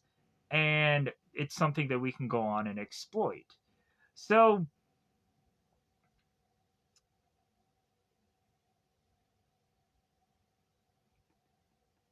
we then come to find that uh, that the Pudgy Pig is to make its way onto this food packing plant. And as Pudgy Pig is starting to now chow down, we then have the Rangers that is like, aha, like, we're going to figure out a way to defeat this monster. And so the Rangers make their way to this food packing plant, and they then have plates of this food with them as they are all to, of course, be morphed. So the Power Rangers end up throwing this food to this Pudgy Pig, not having the Pudgy Pig realizing that all of this food is spicy because they kind of sneak in the spice without the Pudgy Pig noticing. And so the Pudgy Pig just starts uh, just just just exploding upon its mouth everything that it had prior eaten, or ate would probably be a better word. And then the Rangers realize, like, okay, we can grab our weapons back, and then we can put the power blaster together as quickly as we can to then take out this monster. And they go on and do so. Back to the food festival. Uh, we have, of course, the principal that is just so upset about how this whole food festival had gone down, and he is just so outraged with upsetting ness of himself. So I am so upset. So the Rangers are just like, well, yeah, I'm sorry that you probably won't have enough to be able to afford this playground equipment. But then Alpha is to go on and is to have made so much extra food because Alpha just has so much free time on Alpha's hands. We then have the Rangers let the principal know. It's like, well, hey, like we have all this extra food around. Like, do you think that this is going to be just enough to be able to afford the playground equipment? Which, of course, the principal agrees, and Alpha is to finally save the effing day. So as the principal is to go on and start realizing that there is so much food that he can now eat, he's like, like, with all the the long day that I've had and the problems of this day, like, man, I've worked myself up into an appetite. And so the principal goes and grabs one of the food and starts eating it. Billy's like, no, not that one. And then the principal's like, and like, dude changed his face from like just normal to just bright red, and he goes on and takes this huge bowl of water and dunks it over his head. His toupee falls over, and goofy funny moment uh to end this episode. So the following episode, which I believe is step or not step, different kind of video. Big Sisters? Yeah, Big Sisters. So, this is episode 7. Uh, so this one, here's where the notes get a little bit wonky, for this specific episode, because, I had gone on, and how I watched this was I, watched as much as I could of these 10 episodes really late at night. And when doing that, like I got to the 7th episode, and I'm like, man, I am starting to really get tired. And so I decided that I'm like, okay, well, like I will stop at episode 7, and like eventually, like the following day, like I'll finish this up. And so I ended up like trying to get as far as I could in episode 7, but then at some point in episode 7, like I could tell by my notes, I'm like, man, like my notes make no sense at some point. And then like by the later half of the episode, I'm having to like piece things together of what I actually said, and whatever have you. But then I think the following episode notes of the finishing up everything should be fine. So let's get into this to wrap this bad boy up. So at the youth center, both Trini and Kimberly are looking for this little girl named Maria. They start to describe her. It's like, well, hey, yeah, this girl with pigtails. We're looking for her. We're supposed to be her big sisters for today. So Kimberly and Trini ask the rest of the team. It's like, well, hey, like, have you seen this girl? And the guys are just like, no. So come to find out, the youth center all of a sudden is to have a place where people shower. Never knew that existed. Um, but then again, who knows what this youth center actually has. But so, anyways, because both Kimberly and Trini are looking for this girl, and Maria, this little girl, comes in and she adjusts the water pressure with this valve. And all of a sudden, we have just a bunch of uh, people all coming in, all in the exact same towels. And like, we have to assume um, that the water pressure was turned off, and now all these people are just like they're upset by the fact that this girl pulled a prank on them. So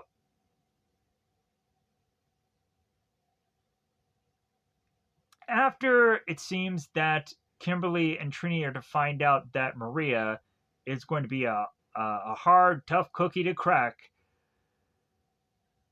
a hard, tough cookie to crack, a hard, tough nut to crack. Uh, Kimberly and Trini try to figure out a way to have Maria away from everything else so that way she won't cause more problems, and get her alone to just talk to her to figure her out.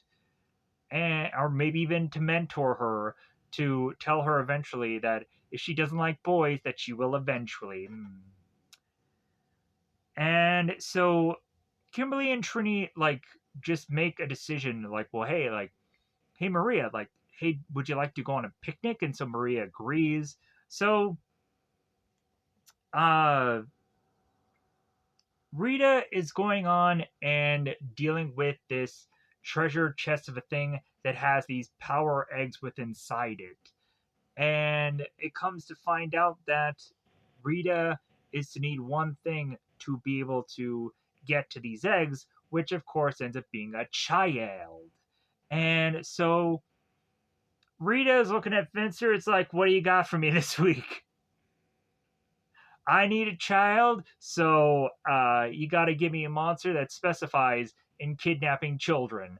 And so Fencer's like, well, I think I can just get the chunky chicken for this week. It's like, oh, okay, all right, that sounds good enough. So the weird thing of it is, like the chunky chicken, if I haven't said this already, this monster specializes in stealing children, but then again, it does not perform the task that it is supposed to. But anyways, so Kimberly and Trini and Maria are at this picnic, and Kimberly and Trini are asking Maria, like, well, hey, are you interested in boys? Ew, they're yucky. You'll learn. But so Kimberly, Trini distracted by Maria talking to her, and then all of a sudden these putties arrive out of nowhere, and they end up taking Maria and leaving with her. And I'm like, what was the point of the chunky chicken? That noise. So uh but we move on. So Goldar is having to like consistently uh protect these eggs and hold on to these like I don't know what it is with my notes, but there were like just several times where I just kept stating that Goldar is doing something with these power eggs. He's like holding on to them. I just don't quite get like why I kept stating that somewhere. Goldar and power eggs. He's doing a thing.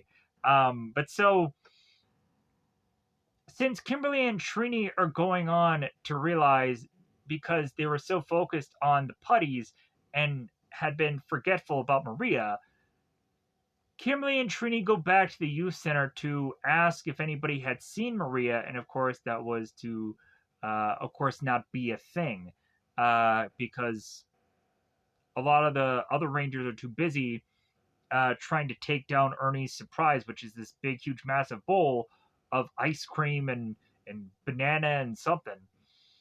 And come to find out, Kimberly and Trini uh, going and asking if the rest of the Rangers have gone on to see Maria is simply because they couldn't use their communicators. For some reason, the communicators weren't working. And that goes on to leave the rest of the Rangers kind of meeting up together. And Billy is to have his rad bug uh, car to make their way back to the command center because the communicators aren't working and the teleporters aren't working for some goofy reason for this episode. So they end up having to specifically get this car for reasons we don't understand. But so Once and Always reference, Billy and Once and Always uh, remakes the rad bug and they use it in the episode, or they use it in the Once and Always special. And it was just an Easter egg thing to throw into the Once and Always thing. Like that being in the Once and Always thing, like did not make sense or matter, but it exists. So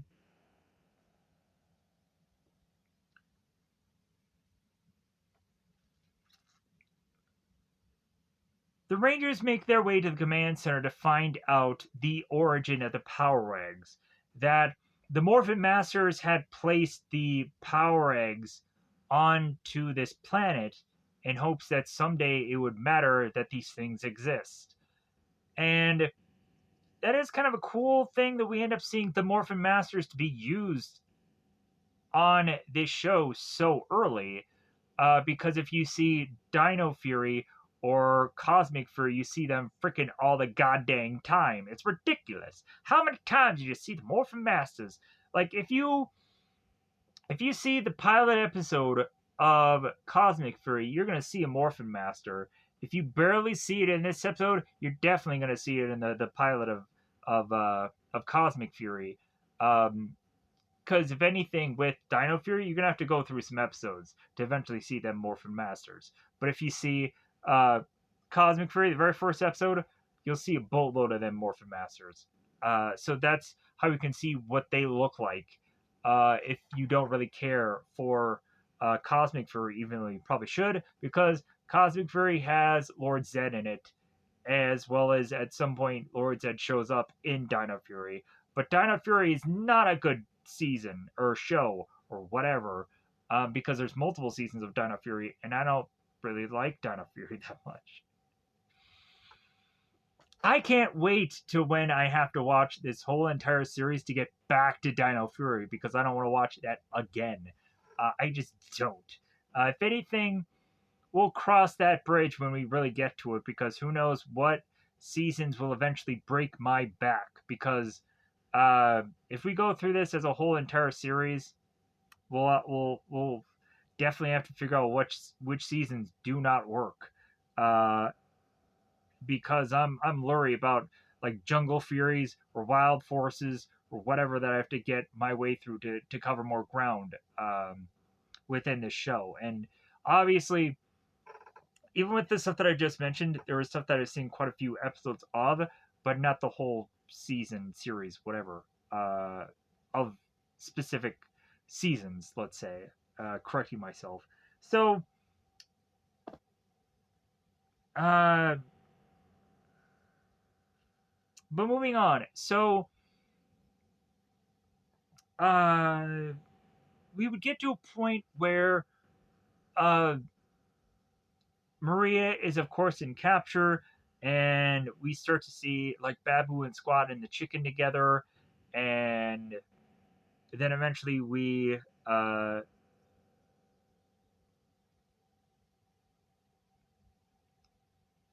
end up ultimately having Golar, Squad, and Babu and the chicken who make their way out to face off against the Power Rangers because that's what this show is eventually about. And so what inevitably happens is as the Rangers are to rad bug their way to the monsters within this episode, we have the Rangers of course morph, and then they go on to use the blade blaster, kind of weird, goofy, like uh, feet on shoulder pyramid attack, which looks weird. Uh, but I have to go on and explain that. So we would go on to have the blade blasters, and they would go on to seemingly have the blade blasters within these five rangers all like combined together uh, into this kind of weird, goofy, like touching thing to make this huge blast that is to be this kind of just weird, unusual attack. And they tend to do that from time to time on this episode, probably reusing the same footage that they uh, used like X number of episodes to do this attack. They end up reusing it again over and over, and it eventually starts to kind of get annoying a little bit.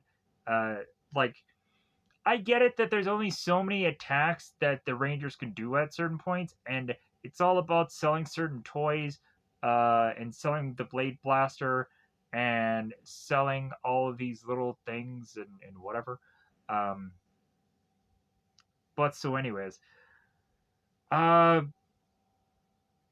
the Blade Blaster does not go on and take out the Chunky Chicken, and that in turn has uh, Alpha looking at the viewing globe and realizing that Maria is in jeopardy as the Chunky Chicken is to uh, go on and be dangling Maria with this rope, and the Chunky Chicken is eventually going to cut it. We also, during that whole attack where the Rangers are to have used their blasters to attack the Chunky Chicken, the power eggs end up going flying out into the water, and Rita is to be desperately on this bike, making her way to try and save the power eggs, but they end up vanishing. But so back at Maria, who is now tied up in this rope, as if this is kind of like the old fashioned, like, Western style cartoon where we have the villain that ties up the damsel in distress to the railroad, and the train is coming, and Lone Silver or whoever the heck needs to go on and untie the girl just in time to get her off the train tracks to save her. It's kind of the same thing here. So the Rangers, having no time to waste, decide that they're going to waste time combining all of their Zords together to save Maria when there is no real need for them to actually use their Zords. It makes no sense. But so, but here is the real reason why they need the Zord. But still, it makes no goddamn sense. So the Megazord comes into play here, and so Maria is getting the rope consistently cut here. And so the Zord ends up with its hands catching Maria, and Billy ends up telling Jason to get the rad bug to drive Maria away remotely because they can weirdly do that. And so Maria gets in the car, drives off, and so that continues on the fight between Chunky Chicken and the Megazord. So Chunky Chicken and Megazord fight it off, and of course, as per usual, uh, we would go on to then have the Megazord and Chunky Chicken face off, and we have, of course, Blade Slice kill as per usual. And so after all of that,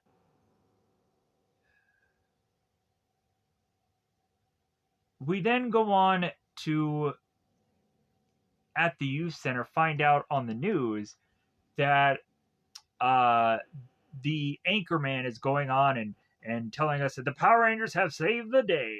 And they're interviewing Maria, and Maria saying, now I'm the most popular girl in the world because of what the Power Rangers did and how I was kidnapped and this and that. And so, uh, so since Ernie is to be so happy that the Rangers had gone on to save the day yet again, it seems that with Ernie being in a good mood, he is to decide to bring out this chili and have the chili be on the house. That anybody and the brother can eat this chili. Maybe that chili was used in prior food fight episode. Who knows? But so what ends up, of course, happening to this chili, as well as any cakes, pies, whatever the heck happens in every single one of these frickin' Power Rangers episodes. I say frickin'. So Bulk and Skull ends up coming to the fray, and of course we had the chili getting dunked on Bulk, and that's how we kind of wrap up this episode. Let's move on. So I'm covering Happy Birthday, Zach. This is the Nasty Night episode. So, and I'm also trying to speed through this because I've realized that I've already been talking for 2 hours. Who's gonna watch a 2 hour review? Probably whoever you are, and I thank you for it. But I get it that more than likely you're probably not gonna watch this whole thing, but that's okay because logically I could understand why not doing that, because you probably have life, unlike me who doesn't have a life. But hey, I'm gonna be continuing to watch Power Rangers episodes because I'm enjoying this. I'm enjoying this. So like I may not completely and utterly enjoy having to spend 2 hours breaking this all down and talking about it, but I enjoy watching it at least. So we have another. Because here's the thing: for Power Rangers, there's only so many places that they can go to, and like it feels so repetitive to have them either go to the command center or the youth center, and like that's it. Like that's the only two places that it seems that these rangers can go to. And eventually when we finally get more episodes that have them in like Angel Grove High, like that seems to be more of a place that like doesn't look the exact same. um and you can kind of do more with that. uh Oddly enough, like that's kind of where I want them to do more with, but they don't. Within these 10 episodes, it's just either youth, it's either Juice Bar or it's Command Center, and then everything in between is just like wherever that they uh, have the Sentai footage for that day. But so, anyways, let me pause here for just 1 second. Okay, I had to just take a moment because, like, whew. Anyways, so at the youth center, Billy is holding the Walkman. Yeah, like this is the sign of the times. Finally, uh, like Billy has a Walkman on him. He's listening to music because I guess he's trying to again figure out how to dance because he can't dance. And so it's Zach's birthday, everybody. Yay! We have to spend so much time in this episode because it's Zach's birthday, but it ends up being like the 16 Candles version of Zach's birthday because we have friends pretending that it's not his birthday to surprise him later on. So so it's kind of unlike 16 Candles because uh, the girl in the movie's entire family completely forgot that she even had a birthday. No one really said anything. No one really cared. And then, like, the girl from Pretty in Pink is just like, well, I guess no one really cares about my birthday. Um, but then eventually, at some point, her boyfriend, by the end of the movie, makes a birthday cake for her, and they kiss. And so she's like, "Well, I guess that is a good thing that I didn't have a birthday because I ended up with this guy." And that's how the movie ends. Tear. But what about that Farmer Ted guy? He eventually ended up with a girl. Anyways, moving on. I'm not reviewing 16 Candles anytime soon, unless people want me to review 16 Candles, because maybe you're a fan. But then again, moving on, because I think also Beauty Baba Baba Laba Laba Baba Baba Laba uh Beauty Babylonia, whatever her name is.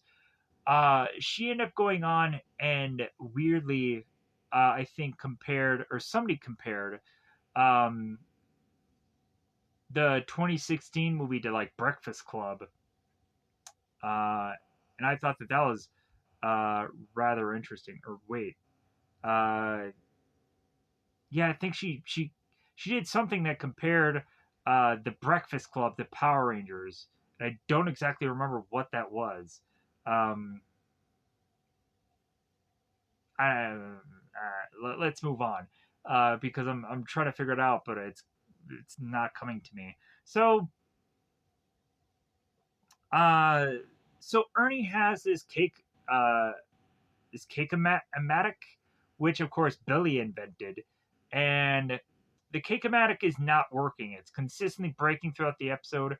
It looks like a weird, goofy microwave, and so it seems weirdly that when this cake-o-matic isn't working, like there's just kind of this like sludge or whatever that's just coming out of it. It's very unusual and very weird. But uh, so Ernie is trying to like talk to the teenagers about the Power Rangers. And so Ernie's like, well, yeah, like, isn't it great we have the Power Rangers? Like, it feels like the Power Rangers are doing what, like, Batman does with Gotham. So I'm like, wait a minute, we have a Batman reference in Power Rangers? This is pretty sweet. Like, so wait a minute, does Batman exist in the same world that Power Rangers does? Or, like, is that just, like, a movie reference or something that, like, is Batman real or is Batman not real in this world? Is the question I need to ask. Well, wait a minute.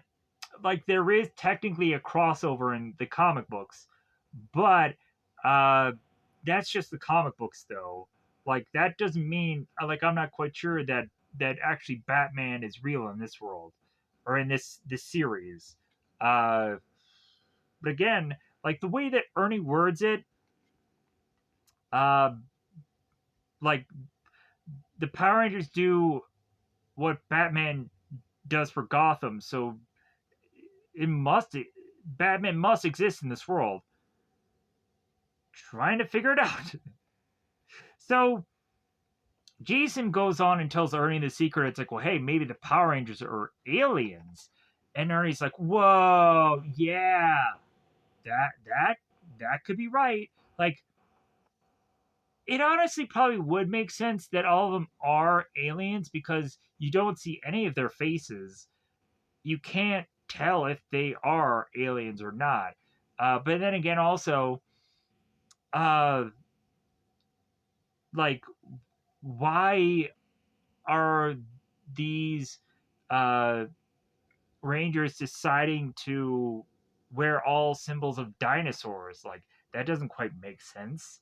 But then again, it's just a cool visual, anyways. So, like dinosaurs that aren't anywhere of actual current, uh, like having to use like something from a bygone era. Anyways, let's get back to the review here. So I'm getting way too in thought about the show. So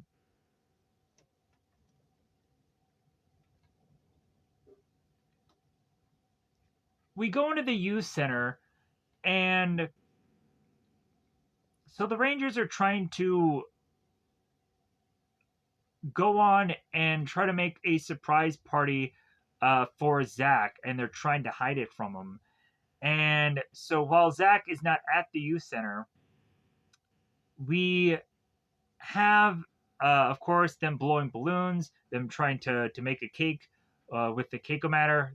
It won't work out. So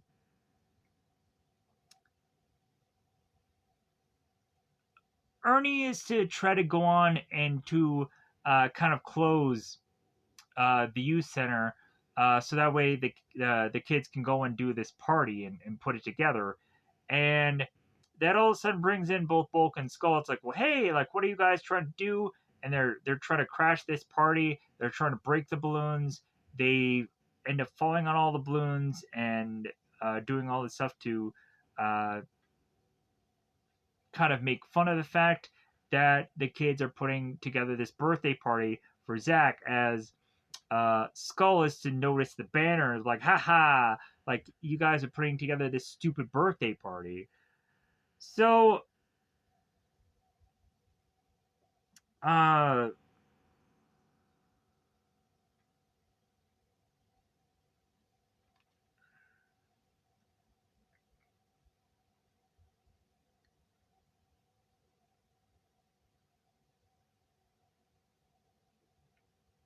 we then go on, and after, uh,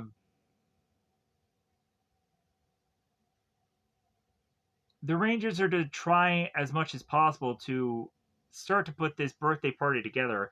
I think at one point Zach ends up coming back into the youth center, and Ernie is all alone. And Zach ends up asking Ernie, it's like, well, hey, have you seen my friends? And Ernie's like, no, I've just been all alone with my popcorn. And like none of the, like, all the party favors and everything are to be hidden. And so Zach is like, oh, okay, oh, well, all right. Like, I guess I'll just be leaving then. And so then the Rangers kind of like just pop up, like, oh, like, who? Like, crisis averted. So Zach ends up eventually getting all upset that the Rangers have completely forgotten it's his birthday. At one point, Zach even asks, like, Kimberly, it's like, well, hey, like, do I look a year older? Like, as if to just kind of hint to the fact, like, hey, it's my birthday, motherfucker. How do you not know my birthday? How do you not know? And then Kimberly, uh, if to not take the hint that it's Zach's birthday, and I think this is at the Angel Grove High, like, locker scene where Zach is like, well, hey, do I look a year older? And Kimberly's like, oh, you're older? Hey, you reminded me that my poodle is having a birthday today. And Zach is like, poodle? Okay. So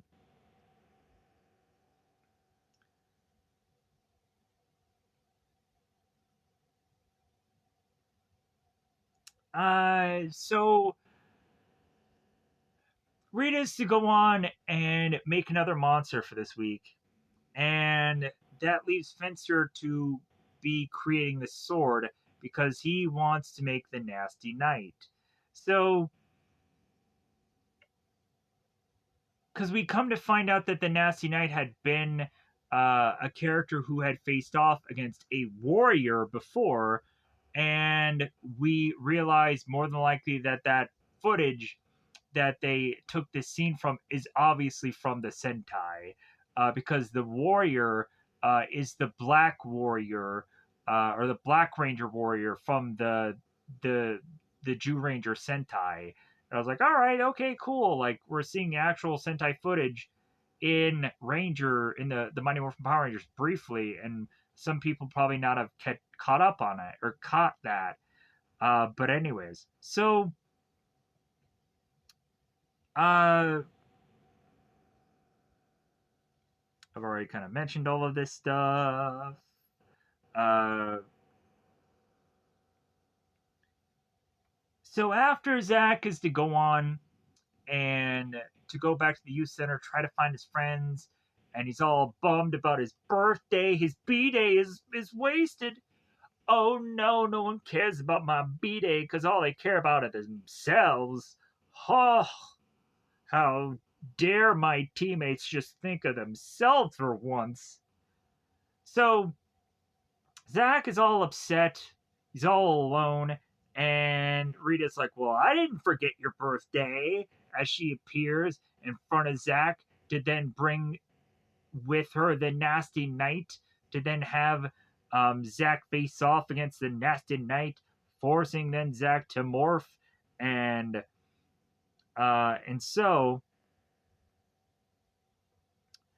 uh, we also have in the background with this fight going on, we have Squat that is bizarrely camcording it for some reason. He has this camera and he's filming this whole thing, and I just don't quite understand why. They don't make sense of that. It's just a thing that is to happen. Like, I don't know if there's some weird, goofy Sentai footage that just has that for some reason that I don't know why. Maybe because this is Zach's birthday, they're trying to like record the moment. I don't know. I don't get what the whole camcorder thing was. It was so confusing and it was so weirdly placed. But then again, I guess considering this is technically a holiday, um, kind of special occasion, like I guess the camcorder makes sense. But again, it just wasn't made sense in the moment. So, uh, eventually, the rest of the Rangers find out that Zach is facing off against the Nasty Knight, and they try to rush uh, to help Zach out. But the weirdest thing is, once the Rangers face off against this Nasty Knight and they use all of their weapons one by one start to get weirdly kind of tarnished or tarred or just kind of weirdly changed. So uh, we then have the Blade Blasters, and they again are to be the weird pyramid scheme combo attack where they take all the Blade Blasters, all five of them, and fuse them together to make this attack. And Rita then shortly thereafter that ends up growing the Nasty Knight into a larger size, and so then of course the Zords are called. So what ends up happening with this fight that makes things unique is as the Megazord is to call upon the Mega Power Sword, whatever ends up getting called this week. Uh, when the Megazord is to go up against the Nasty Knight, it ruins the Megazord or the Mega Sword. And because I'm Mega Sore from this Megazord, because I just want to conclude all over it. Anyways, uh,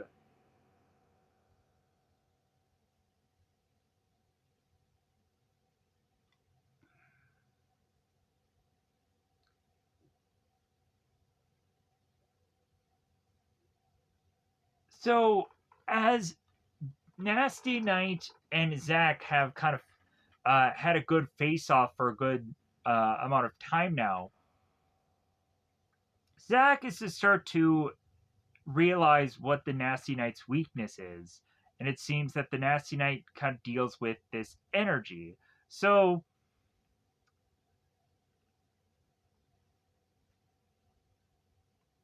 Zach goes on to then uh,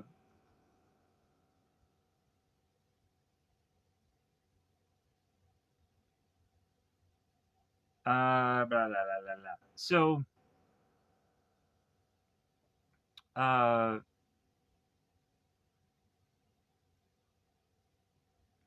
after it seems that they go on and realize uh, that the Nasty Knight deals with energy, they end up uh, using that against them, or using that against him, and then they take the Mega Sword attack, and it wipes out the monster as per usual.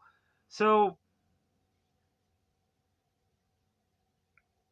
we go back to the youth center, and this time around we find that the surprise party is waiting for Zach. Zach is elated. Oh my god, you guys did remember. Oh, you did all of this for me. We have this band going on. We have all of these balloons. It feels like a bunch of money was thrown into this. So Zach is now on cloud nine, but the K-O-Matic is still broken. And I think Billy and Ernie are trying to fix it, but like that's a fruitless endeavor. Just throw that thing out.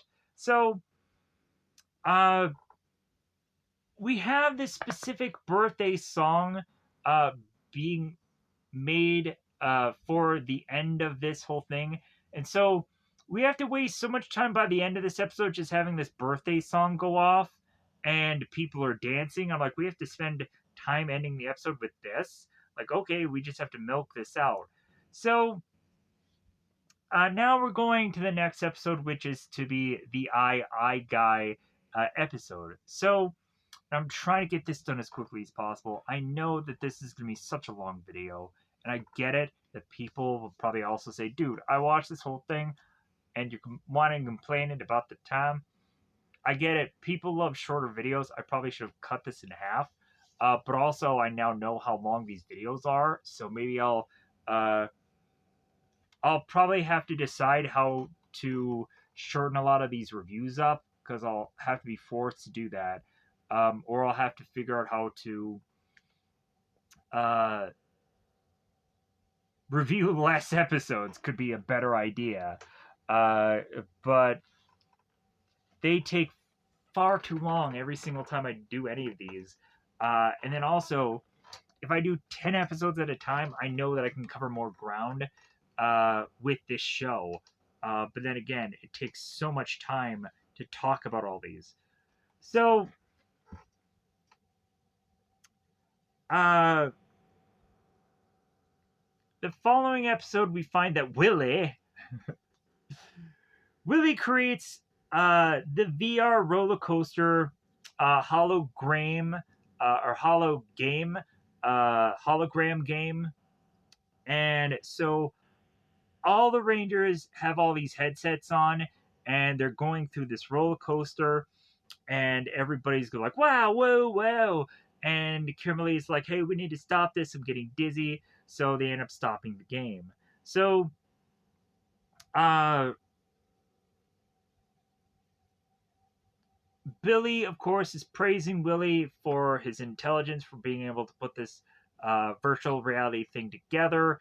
And Rita's look on like, oh, like this kid is very intelligent. I need to steal his intelligence. I need to figure out a way to uh, to take this kid, uh, either by going and getting putties to attack and kidnap him, or I need to go on and I need to get a monster that can be able to do that same task. And guess what? It's gonna be I Guy that somehow has the ability to collect specifically children's intelligence and steal it from them. So as Billy and the Rangers are, or the teenagers, are to try to make their way to the science fair because they got to be there early or otherwise they'll get disqualified. It seems that anything the judge or the scientist guy, whoever is putting this whole science fair thing together, man, he is wanting to come up with all kinds of reasons to just disqualify people within these episodes. So or within this specific episode. So Billy is desperate, or Willie is desperate to try to get to the science fair, but he is to be stopped by putties. And so that has all the Rangers just circle around Willie to protect him. And I was like, okay, that actually is really smart. That's really clever. And then the Rangers all of a sudden start punching and kicking the putties, but then bizarrely, they do this weird counting thing that makes no sense. They start to be counting one, two, three, four, and then they do this like weird. So they're basically like telling the putties, like they're calling out to them like what they're doing, and like the putties just take it. Like the putties are just like, well, okay, I guess like they're they're seeing these numbers for some obscure reason, but the putties are just so dumb that they, I guess, can't figure it out, which was really just what? Like that was kind of weird to me. So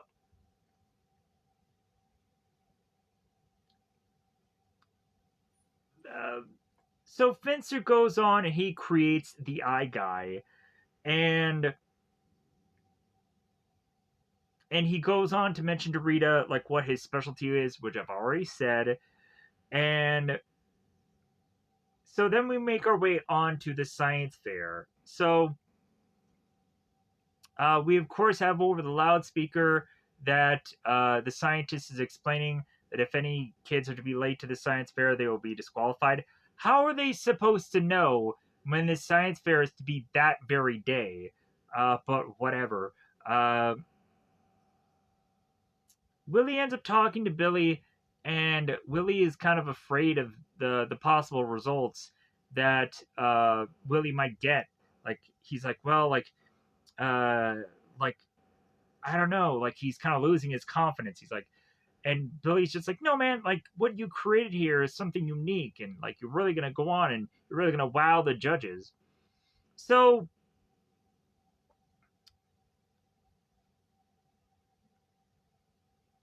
we then again have Bulk and Skull make their way to the science fair, and they're like, I smell nerds.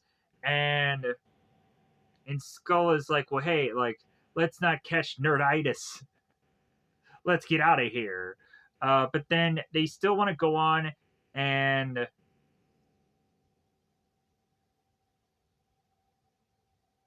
kind of look around.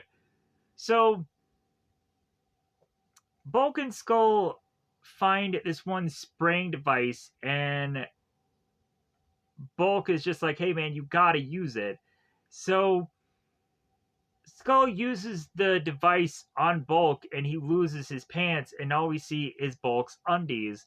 And Bulk looks at Skull, it's like, dude, I didn't want you to spray that on me. Like, I just want you to spray it on somebody. So, as of course, the Rangers had realized that Bulk and Skull are there again, and they end up making a crack about Bulk's IQ, and Bulk ends up telling him, it's like, well, hey, like, my fist is my IQ. So, uh,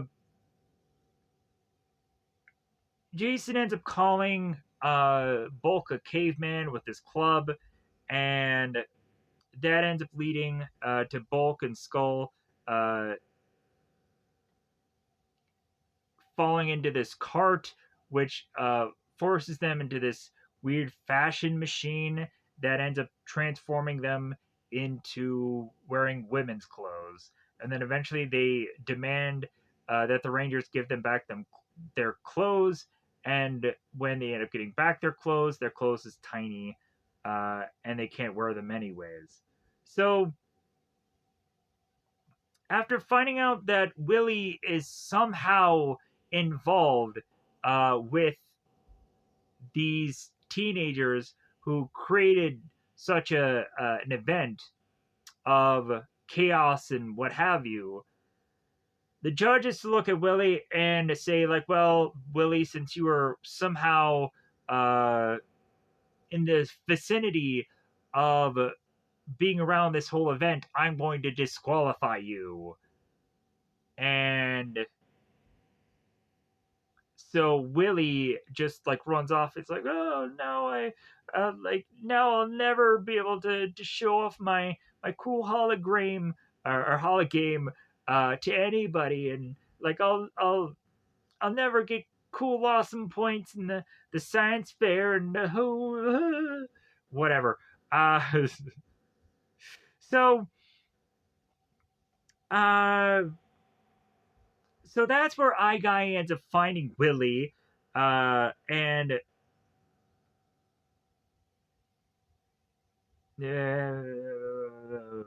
Willie spinning machine. I don't know what that means. Um, oh, I know what that means. So I Guy ends up taking Willie, and it seems that Willie ends up in this kind of weird pocket dimension where he's in this device where he is like consistently like rotating forward and back around and very like it's kind of a device that I've only really seen like astronauts use to be able to get used to uh, like being in space and uh, and I've also kind of seen this at some like state fairs or like some amusement parks and stuff like that where we have like a thing like this apparatus that goes on and like 360 like spins a person around. And uh so I guess that is to really get somebody used to like weightlessness. But so uh when the Rangers are to try to find Willie and to try to comfort him because of his disqualification. When Billy tries to find the uh, the evidence of where Billy had last been, he only finds his lucky cap, which of course Willie would never give up unless chances were dire. So that leads the Rangers back to the command center, and uh, here's where we throw in another uh, goofy thing of vortexes and whatever. So we again have to throw in words like eternal vortex into here. So the Power Rangers go up against I Guy, and they go on and they use an attack against him. I think they end up using the Power Blaster, like the cannon like weapon against I Guy, but that does nothing.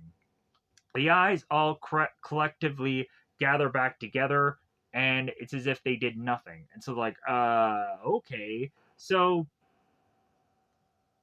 Billy then goes on to realize that the weakness of this eye guy has to be the of the biggest eye has to be the biggest target or the biggest weakness of this monster.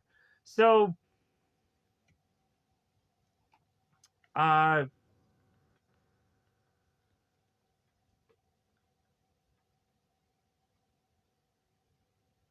we also have again as the Rangers separate away from the monster, we again have uh like Billy thinking that after they defeated the monster, but the monster just kind of recollected itself, that there was a chance that Willie had gotten out of the monster, and that just didn't happen. And Willie or Billy is screaming Willie, hoping that maybe Willie had gotten away from the monster, but that just wasn't true. Sadly enough, Billy's trying to save his Willie. He really is. Uh, so, uh, so the eye guy decides to just kind of separate its main eye from the rest of the eye guy monster body, and so then that leads to uh, to have the Rangers try to figure out that they kind of need to separate to go after. I think that's right. Um,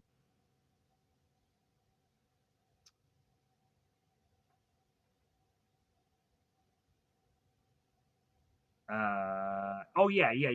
So the Rangers fight against Eye Guy, but then the main eye goes off on its own, and so Billy goes and finds it and takes his power lance and stabs into it, and that ends up releasing Billy. And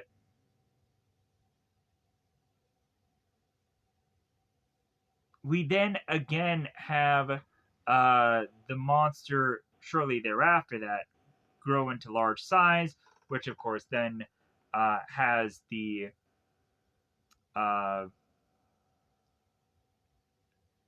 the Megazord end up growing. Megazord growing. The Megazord ends up becoming a thing. You know how this always goes. So, uh,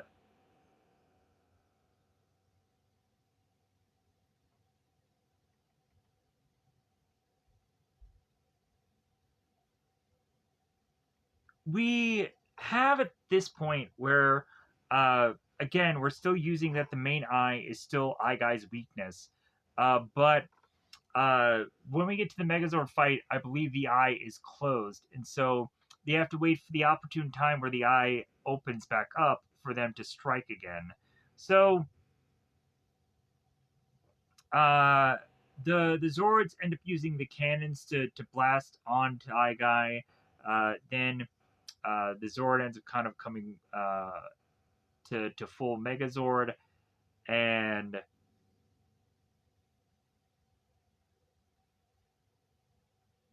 Billy goes on as like his main eye is open, get him. Uh, mega power sword, whatever super awesome delicious word you want to say about the sword. Kaslice takes down yet another monster this week. So Willie appears on the ground. Rangers meet up with Willie. So back at the science fair, Willie and the teenagers return to the science fair to then come to find, I believe, Ernie and both the science judge going on to play around with the game. I don't know why I can't say hollow game. It's very hard. And so the judge goes on and ends up telling Willie, it's like, you know what, like I was a little bit harsh with disqualifying you. Like you weren't a part of what was going on, so like I should have really understood that.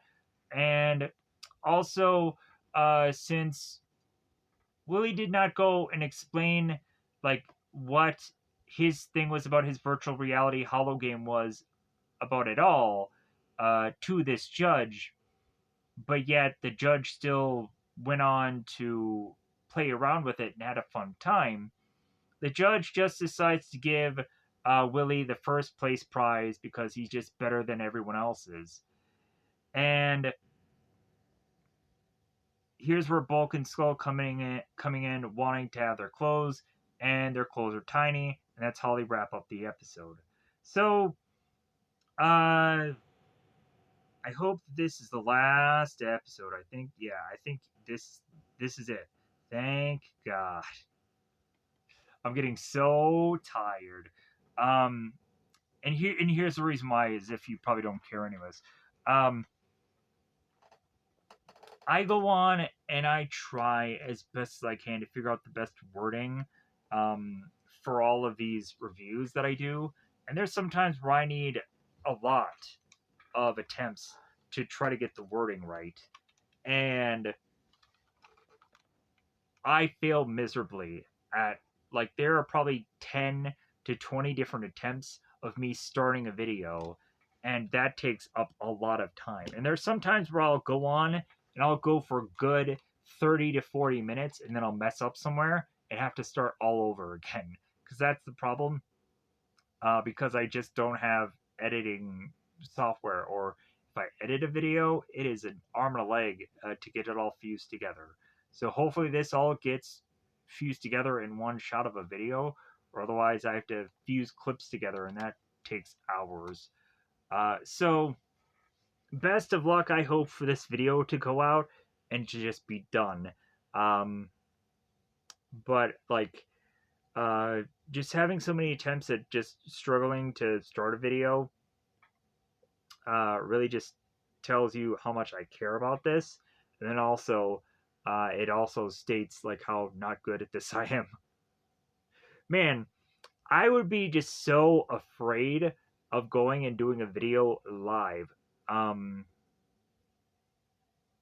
because I think, tried those in the past, briefly in the past, when I did like a video game thing, and I think that was a little bit easier. I think doing a live review would be a lot harder. Uh, but anyways, like I'll see people do kind of like live stuff all the time, or premiere stuff, or whatever kind of stuff all the time, and they'll fudge up or whatever. Uh, but they'll never start to the very beginning like I would. But so, anyways, uh, I just wanted to get that out there because I just wanted to be honest. But then again, that takes away from like, dude, you've already been talking for almost 3 hours now. So let's get into this last bit of episode. So, and I have to cover 10 episodes at a time to try to get, because this is a series review. This is not a like, even to just say if I'm just going to cover this whole entire season, still, yeah, like there's a lot of ground to cover. So that is why these reviews are as long as they are. So I apologize, but I say that I would want to like kind of shorten these down, but then again, I just never do. I think when I do this the next time, I'm just gonna cliff notes this down to like the bare essentials. Bare essentials, Teenage Mutant Ninja Turtles, Secret of the Use reference. So let's get to this last episode so I can call this one a review. Let's get into it. So this is kind of cool because this is the very first episode of Mrs. Appleby, and we'll find out that Miss Appleby will be a mainstay for the show. And like, I don't know how many times that we'll still have the teacher be Mrs. Appleby, even though obviously, like the class will get older, and obviously, like, you should have different teachers. Like, you shouldn't have the one teacher, but I guess that's the one cool thing about this show also, is that you just have the same teacher. So like, she'll be on here for a number of seasons. Um but that's not how really school works. Man, if I could have gone on and had only one class to go to in school in general, and only had to have been taught by one teacher, man, would that have been a plush situation. Like, I would always know where the class is, and like, I would always be taught by the same teacher, and I would know what that teacher was like compared to going through like 20 to 30 other teachers at some point. And yeah, so evidently, like, the show doesn't exactly know how school works, but I guess that's just me. So let's go into this. So Angel Grove High. Mrs. Appleby is introducing Hobby Week, and so the first person that she's looking at, hey Trini, you want to tell us about those multicultural dolls that you have with ya? Come on, tell me about your doll fascination. Why not? So Trini is the first to go, so she brings in these multicultural dolls from Japan and everywhere in between, and so immediately I'm kind of curious, how is it that Trini obtained all of these dolls if it seems that all these dolls are from multiple places of the earth. Like there isn't an eBay or an Amazon, I think, during this time period. So like, unless her parents like to travel a lot, I'm just kind of curious. But then again, also, you don't know diddly about any of the Power Rangers like parents or family or whatever. So could you assume that every single one of the Power Rangers like parents, are they all rich? Like are they all uh like people who travel and whatever? Like I don't think that is ever really discussed in the show, or if it is, like I don't think I end up obviously knowing any of that bit of information. Like it's really just focused on the Rangers and them having a life outside uh uh parenting and whatever. Uh and all, yeah, it's just like, how is it that these kids can just go on and just do whatever they want, just go to the youth center and just do whatever the heck they want, and like their parents will never know that they're Power Rangers or anything. They just kind of show up whenever they want at home, and so on. And I'm going far too much into this. Let's wrap this up. So uh Trini is mentioning about these kind of multicultural dolls, and she ends up then turning to her mother's favorite doll, which of course is the Tickle Sneeze, or Mr. Uh, Tickle Sneezer if you're nasty. So we come to find out that Mr. Tickle Sneezer's special ability is that he is to be a collector of things. And so the Tickle Sneezer has this bottle that goes and sucks everything with inside of it, which we'll find when he becomes a monster. So Rita going and watching uh Trini about this whole hobby week. Rita is of course upset because the way that she grew up was that she had played with spells and incantations instead of dolls, and so Rita of course to be angry about that, about her upbringing. So we find out what the other hobbies are of the Rangers, and I question if these are actually hobbies. It doesn't quite connect to me that all of them can be hobbies, but I guess they just are. Uh, Jason ends up just bringing in the stick, and he ends up doing these like combatic moves with the stick because all he really focuses on is fighting or karate. So really, that is to be, I guess, his hobby.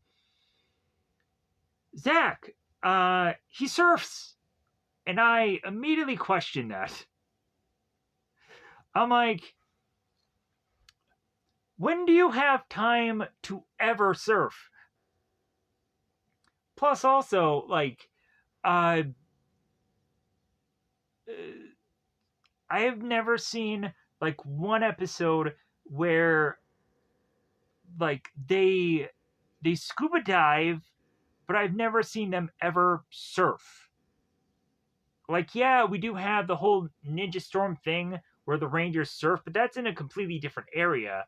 Like, also, eventually at some point in Mighty Morphin, there is obviously certain episodes where, yes, there is beaches that they use, because there's a whole entire, uh, I think, like, story arc or something where the Rangers face off against a bunch of fish monsters, and I think they're by a beach and they're fighting them, and that's a whole thing of of either an episode or a story arc of something. It's been such a long time since I specifically saw that, but I remember that at least. But when does not only the whole like stereotype of like Zach is obviously based on the color of his skin. How is it that he's a surfer? But then again, that's very racist, and I apologize. So next up we have Kim, and she just does a handstand on the table, and that's how she shows that she's a gymnast. Lazy, but yet what else can she do? Um, Billy ends up just bringing in this whole homemade volcano, and immediately I'm like, how is that a hobby? That is just a science fair thing to bring in. But I guess maybe we can rationalize that Billy just likes to do fun scientific stuff. And I guess a volcano that day is the one thing that he is to really showcase that. So, this big, fat, juicy, succulent volcano just erupts over everybody.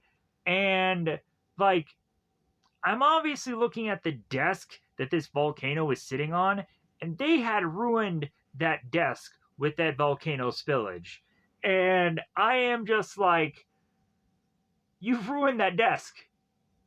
There is a bunch of just gobbledygook, pink or purple, like volcanic eruption juices that have made their way out of that volcano. And you have ruined a desk this day, dear sir or madam. Mostly Billy. So, but again, I ask, how is a volcano a hobby? And like, we can say that the volcano is some weird, goofy metaphor of something. Like I've already tried to figure that out because I just want to keep saying erupting because it sounds funny. So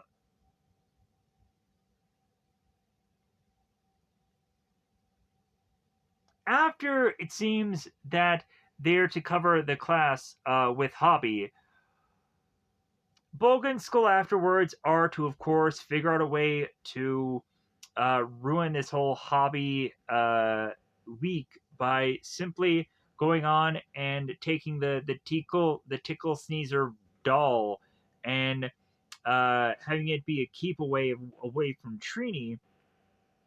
But then, as Bulk and Skull try to further and further throw this doll back and forth, Bulk accidentally hits the the volcano remote and has this volcano erupt upon his face.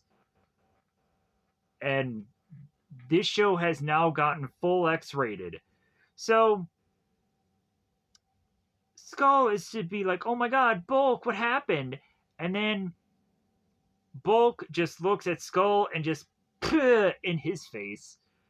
And so we're just getting eruptions everywhere. So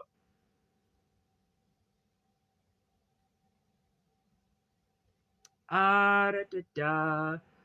So after that, Trini is to take all of her dolls back home, and she's now in her yellow nightie. All right. And so, uh,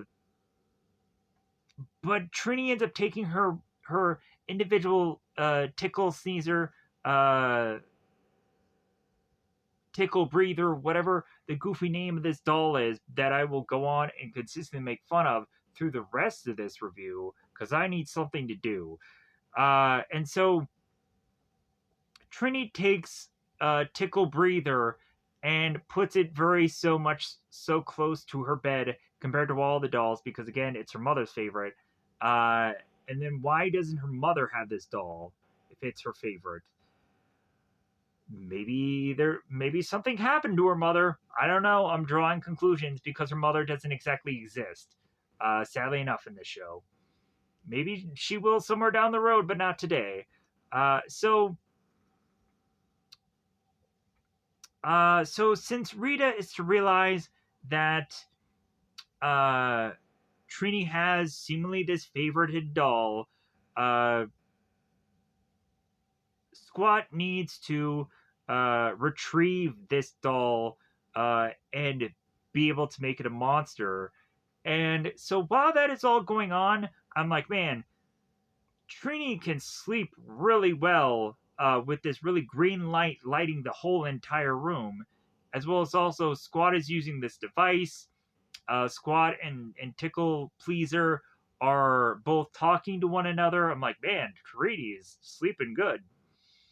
And this also kind of reminds me of the 2016-2017 Power Rangers movie uh, where Rita ends up going into specifically Trini's room and is to try and intimidate her, attack her.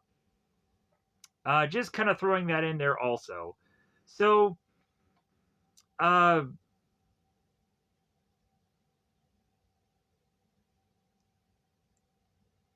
Rita is to go on. And, oh, wait, also, a little goofy thing that I have to realize here. Uh, Definitely look at Goldar's neck. Goldar's neck is effed up. You can tell there is some kind of black, like cloth, uh, being put in place for Goldar's neck, and it looks horrible. I don't know what the heck happened there. But then also, that's probably more than likely the reason why Goldar, through the years, eventually had to like they changed how he looked. Because obviously something happened with that neck there. But then also, uh, this wasn't probably the first time I've ever noticed that in other reviews, but I just find it to be funny. So, but then also I kind of want to point that out the cosmetic problems that this show eventually has. It's funny to just kind of point those out. So once Squad brings back uh, Tickle Weezer. Uh, we then have Rita who pops open this book of legend to then better understand um, uh, Tickle Heaver. And so, come to find out, Tickle uh, Schiefer, uh, Tickle Squeezer, is supposedly a good character, a good moral character, but he's kind of with the bad group. Because Tickle Caesar is to have him state that he has this like goodie bottle and that he collects all these things. So they realize like, oh, he's a collector. Like that's maybe he'll go on and he'll collect the Rangers. So they have Tickle Squeezer and they send him off on his way to just start collecting random things. So that then leaves Billy and Trini, who are driving off trying to figure out where this doll is, because Trini's like, well, yeah, like I didn't see it in my house, and Billy's like, well, maybe we should just kind of backtrack and maybe it's back at the school. You never know. And so eventually they're coming up with all the possible scenarios of how Tickle uh, Upheaver is to be lost and Tickle Believer. And like Billy is even saying at one point, it's like, well, maybe the doll is stolen. Maybe somebody stole this doll from you because maybe this doll weirdly has a huge amount of value because it's on a show called Power Rangers. So, man, if somebody anywhere has that actual doll, man, is that thing making a huge amount of money somewhere? Ka-ching, ka-ching. So Tickle Sneezer goes on to suck into his bottle a motorcycle and then goes on to collect a tower, which people can go on and probably state that this tower probably has something to do with Japan or whatever that this originally was from, and specifically say to me what tower that was. And I'm like, oh, okay, cool, that's awesome. Good for you that you know that. I don't. Uh, so yeah,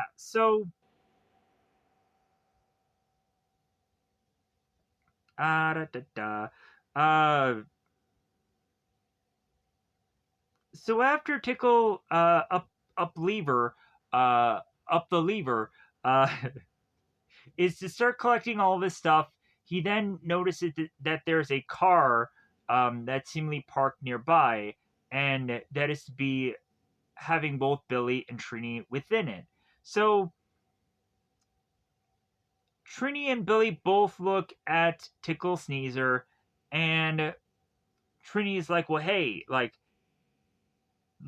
that's my doll." So Tickle Sneezer is to go on and is to suck up the car, and so da, da, da, um.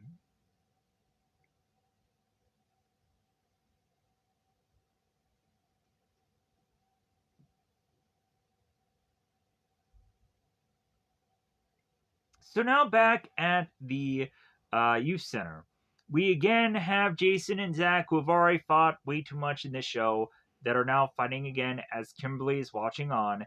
So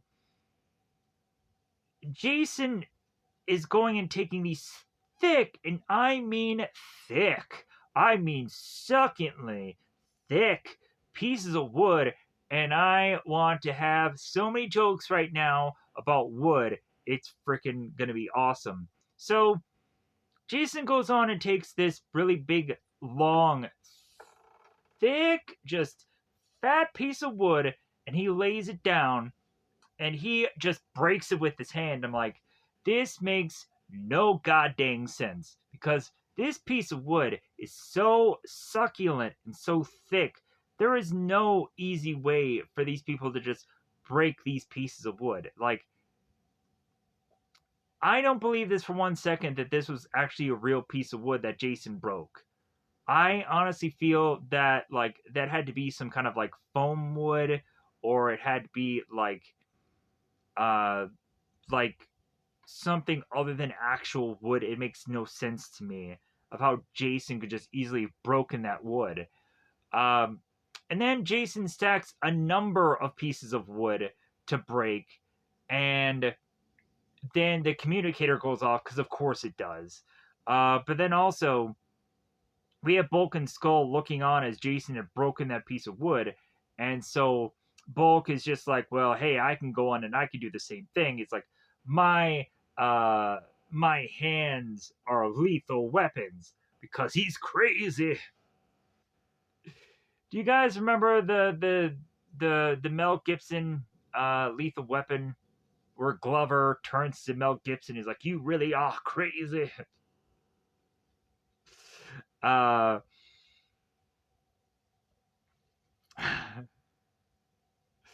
so Bulk tries to chop this cake, and he does a horrible job at even doing that. And then when he pulls his hand back, he's like, "Ugh." Uh, he hurts his hand cutting cake. So, uh, the communicator for the Rangers go off, and so they're off to the races to make their way to the command center to see the viewing globe.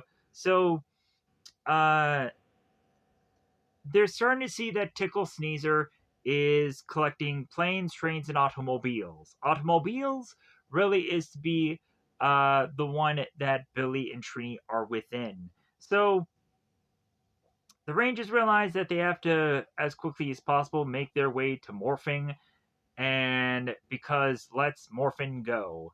So the Rangers face off against some putties, and Tickle Sneezer makes his way to the Rangers, and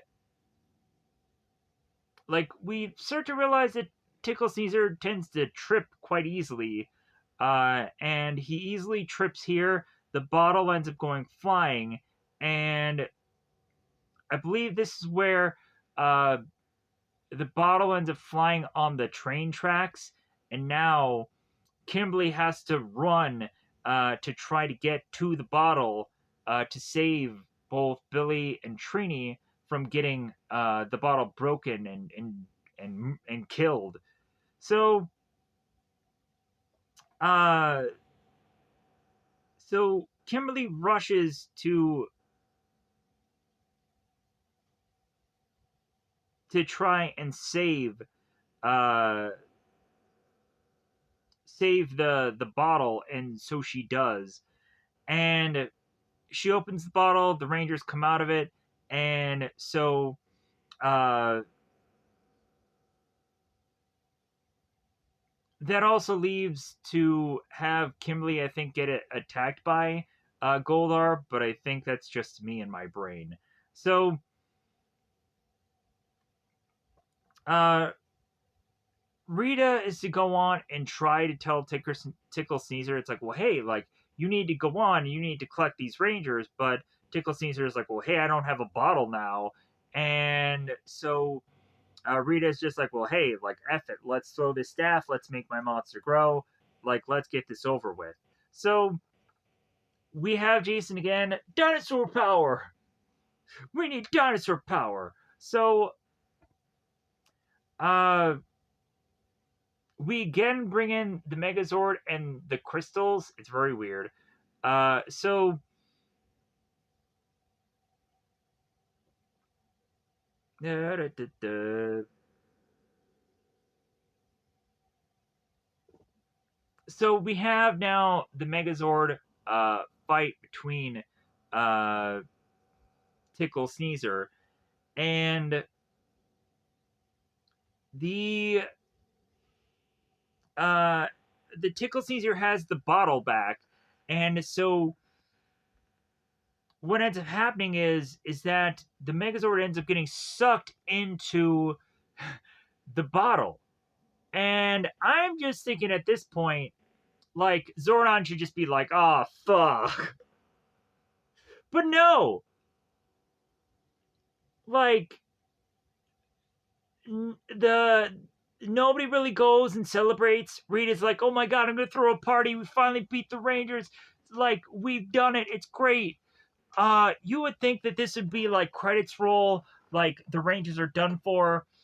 Huzzah, huzzah this day. But no. So, like, don't count your chickens too quickly. And so